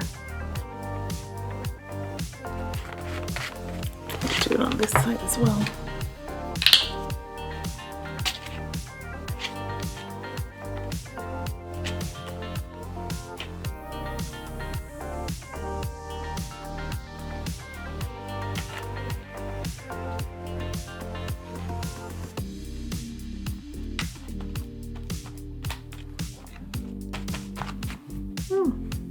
Quite like that. That was pretty fun. Oops. Now we wait for that to dry. Trying to put together a little cluster of items. My idea is to attach it with a safety pin to the page, which is not in the frame. To the top of the page up here somewhere. And I picked out a gold safety pin because it's going to go through the page obviously, and tomorrow with gold. So a gold safety pin should work out okay for us. Now I just need to pick out what I want to go on my little cluster. Just one more thing I think is all we need. I would love to use one of these textured pages.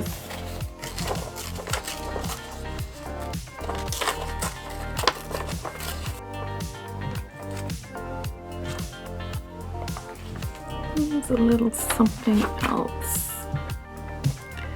I have these little tiny flower buds and little tiny crystal pieces from a candle. I get these really lovely candles from a shop called Candles, and she makes beautiful smelling candles, and she puts things like glitter and flowers and crystals in them. They're really nice. But I like to take out the flowers and crystals and everything and use them in journals. And the candles just smell gorgeous. So maybe we need a few little things like this. I think we could make something nice, but we'll have to put down glue.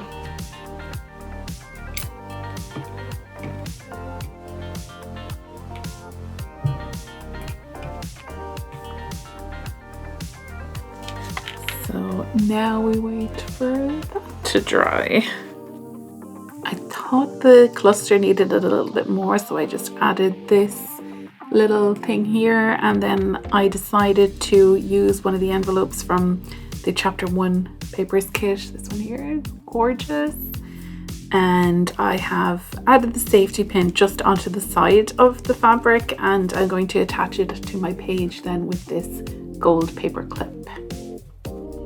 Once it's dry, nothing is dry yet. I was talking away for ages there, and I just realized I wasn't recording video. I was recording sound, but I didn't record any video. So I just applied this stuff, this 3D Pearl Effect paint along here with my scalpel, just pressing it down.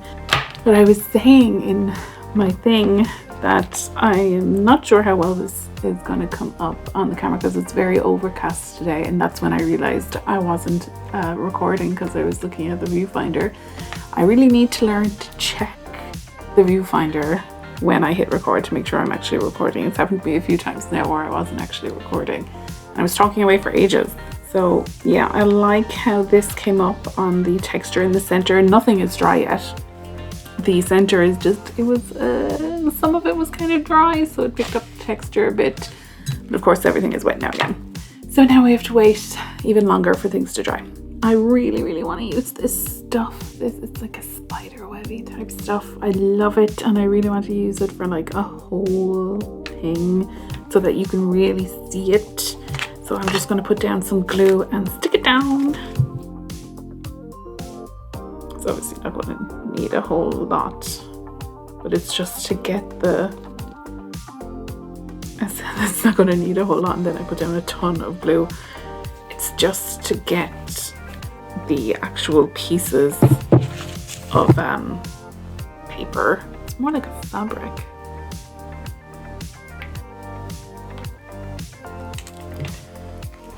I'll just use this. Just stick down. Okay, I think enough spots are getting glue for it to stay in place, and the glue will dry clear, so we don't need to worry about that spiral. I'm gonna add a bit of washi to the edges just to frame it a bit better.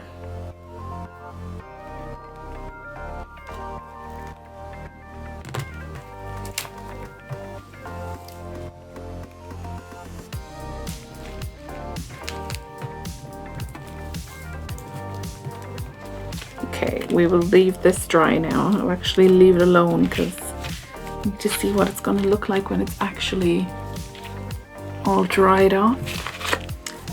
My next thing I want to do is add this. Or should I do it this side? Feels a little bit busy to me if I have this on there. But I do like it with the writing. Thinking of adding this little piece of acetate paper to this. I'm covered in glue, because I really want to keep the safety pin in, and I think it does go better with that, but it needs something to tone down how busy this image is. Even though I love it, I love the colors, just that there's so much going on here. I think it brings it down a little bit. So what I think I'll do is stick this cluster onto this, and then these will be separate then and put down with this.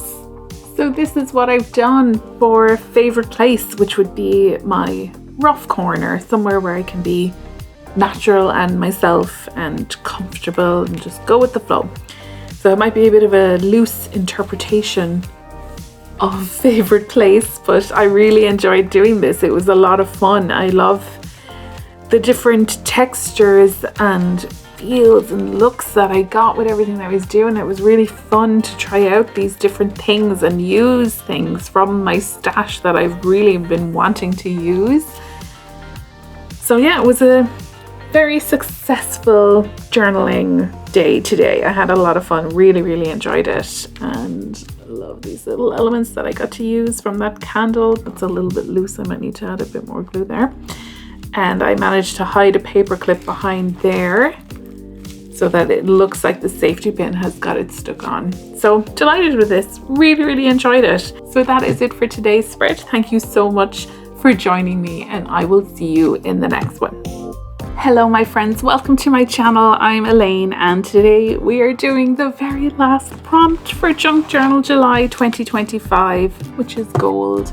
I can't believe we've made it to the end. This is the first time I have ever managed to finish a challenge, like a journaling challenge, or when I used to do booktube, I used to do readathons quite a bit. And I don't think I ever managed to actually complete my goals or all of the challenges in a readathon. But I'm so proud. I'm so happy that I managed to do this for Junk Journal July, and it was so much fun. I enjoyed it so much.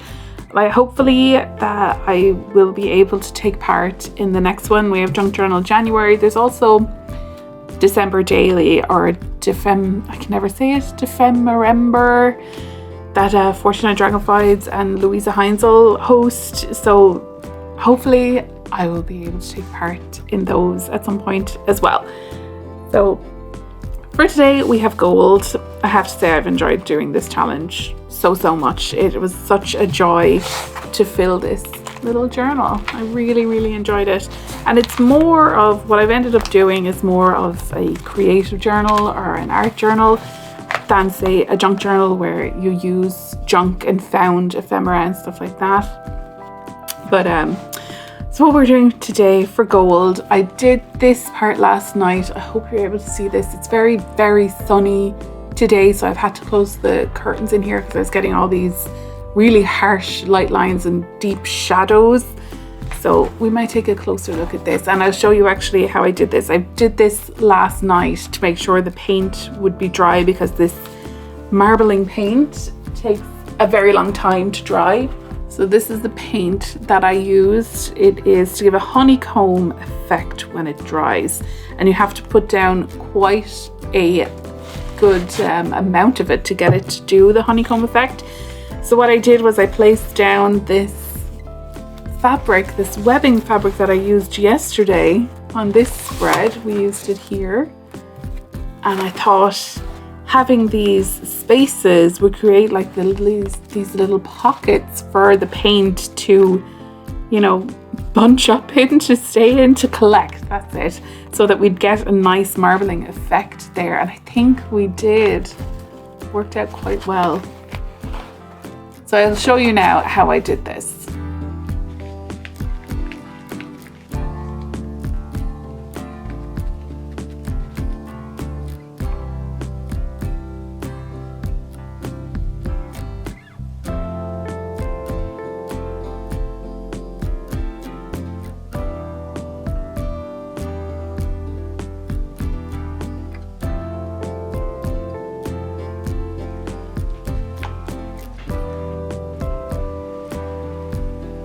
So I think it worked out really well. It did move around quite a bit as it was drying, which is surprising at all. I kept it by an open window, and I was blowing a fan on it because the smell is very, very strong off this paint. I think it worked out quite well. I really like how it turned out. So now for the rest of this one, for gold, I'm thinking of putting down some washi on the edge, because it has this nice color. Actually, zoom out again. It has this nice color, and I'm going to go over it with one of my other gold paints. And I have this that came in the Rituals Advent Calendar from Christmas. It has this nice little gold on it, and inside is this, they call it a bracelet. Yeah, a bracelet. It's just like a piece of twine with a charm on it of like a sun. So I would like to use this in some way. I'm not sure exactly how. I would like to include the envelope as well. It's this nice acetate envelope.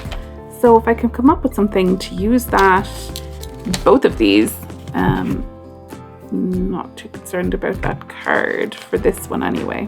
And this paperclip now, all of the paint went in around it, so that paperclip can't be moved, but that's fine. Let's start and see what we come up with.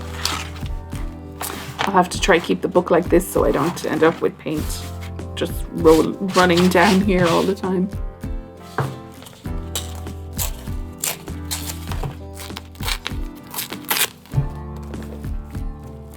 I'm gonna have to turn on my fan. It is so warm.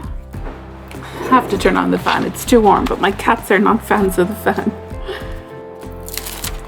They act like it's some kind of monster. Make sure this edge stays down. Glue just is not strong enough on washi tape. I might actually try to bring in some blue into this, since we have this twine. Normally put some paint on a palette, but I'm feeling kind of lazy. I'm just gonna dip it down.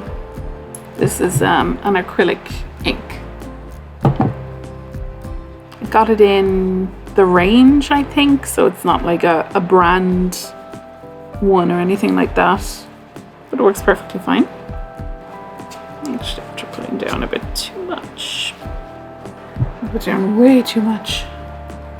Just use the eyedropper to take some of it back again, because I don't want to cover over too much of my lovely marbling color. This is why you use a palette.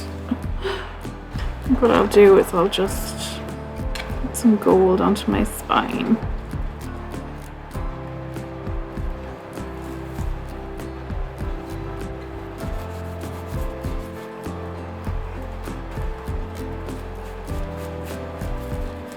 Okay, I think we've gotten a nice blending in there for our background. Okay, let's try adding a bit of blue into this. I'm going to use watercolor. I think it should move around quite a bit and just kind of give me some staining. That's what I'm thinking. Let's see. So I'm going to put my envelope around here. So let's see. Got some kitchen roll.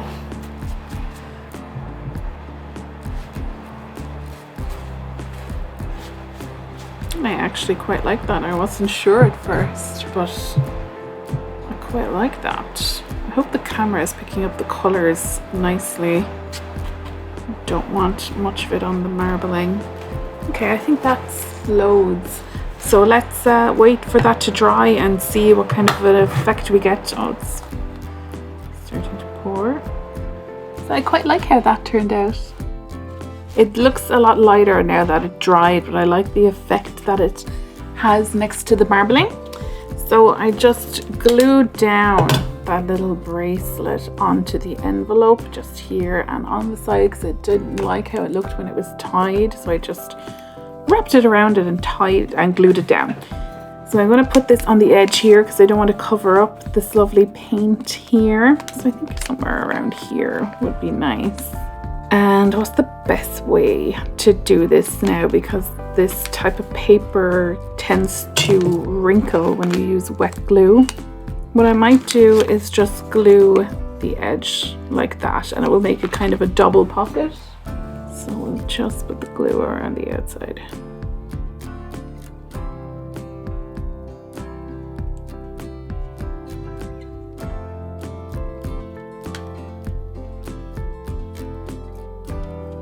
So now, let me see, it still needs a bit more, but I'm not entirely sure what to do.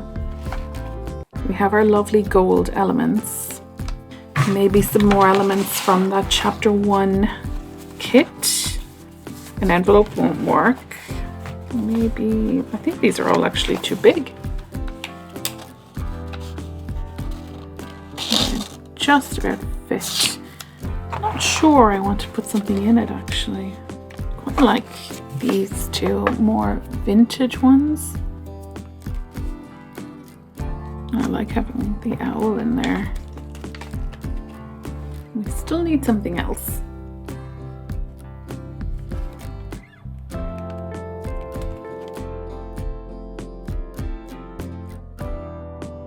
So I just decided to add a few little washi stickers just to add a little, you know, a few accents to the page. So this is it. This is our very last spread for Junk Journal July 2025. And I really enjoyed it. It was so much fun. I really loved doing this one. I love using the gold paint. I love having reasons to try out the marbling paint, to try out different techniques. It was so much fun. I really enjoyed this challenge. I learned so much about journaling. I really enjoyed trying out new techniques, and I loved interacting with everyone else who's been taking part in the challenge and seeing everyone else's creations. It was so inspiring to see how people do things and get different ideas and just to interact with other people. It was a lot of fun. So I want to thank Creativity and Coffee for hosting the challenge. I'm sure you know her already, but if you don't, you should definitely check out her channel. It's going to be listed below in the description. And yeah, that's it. I will do a full flip through video of the completed journal. Maybe in a week or so I will have that up. So thank you so much for joining me for this challenge, and I will see you in the next one. Hello my friends, welcome to my channel. I am Elaine, and Junk Journal July is over, but I wanted to add a few finishing touches to my journal. Like I want to add the title and also the prompts. So what I'm thinking of doing is just cutting them out of the prompt list. So I'll add the title here somewhere, and I think I'll put the prompts at the back here. And I'm going to continue this gold out to here a bit as well. I hope this will suit here. It's a pretty different style. Let's cut them out anyway and see what we end up with.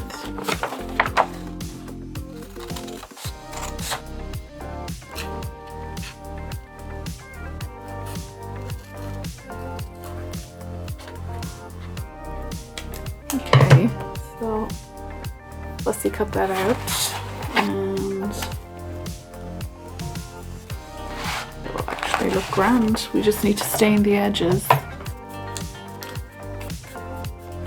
Just gonna press it gently and hopefully not get any splotches. We don't want any white spots. So I think I'll just put it here. I think it goes well enough here.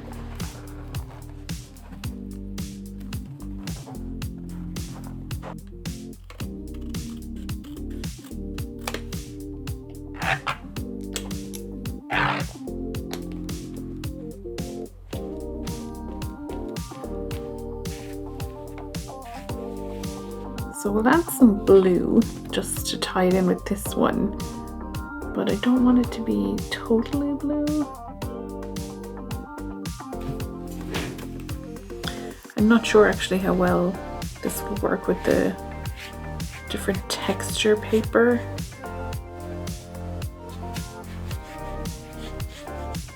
And I want to add a little bit of brown maybe.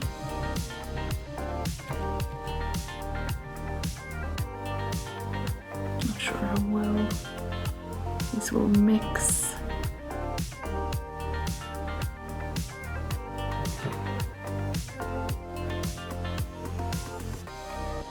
We'll leave that to dry and see what it turns out like.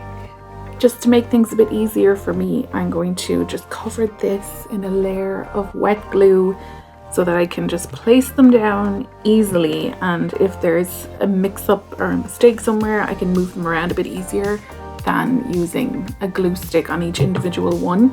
I'm not going to use too much, like I say all the time. And then use a ton. Actually, PVA might have been better for this.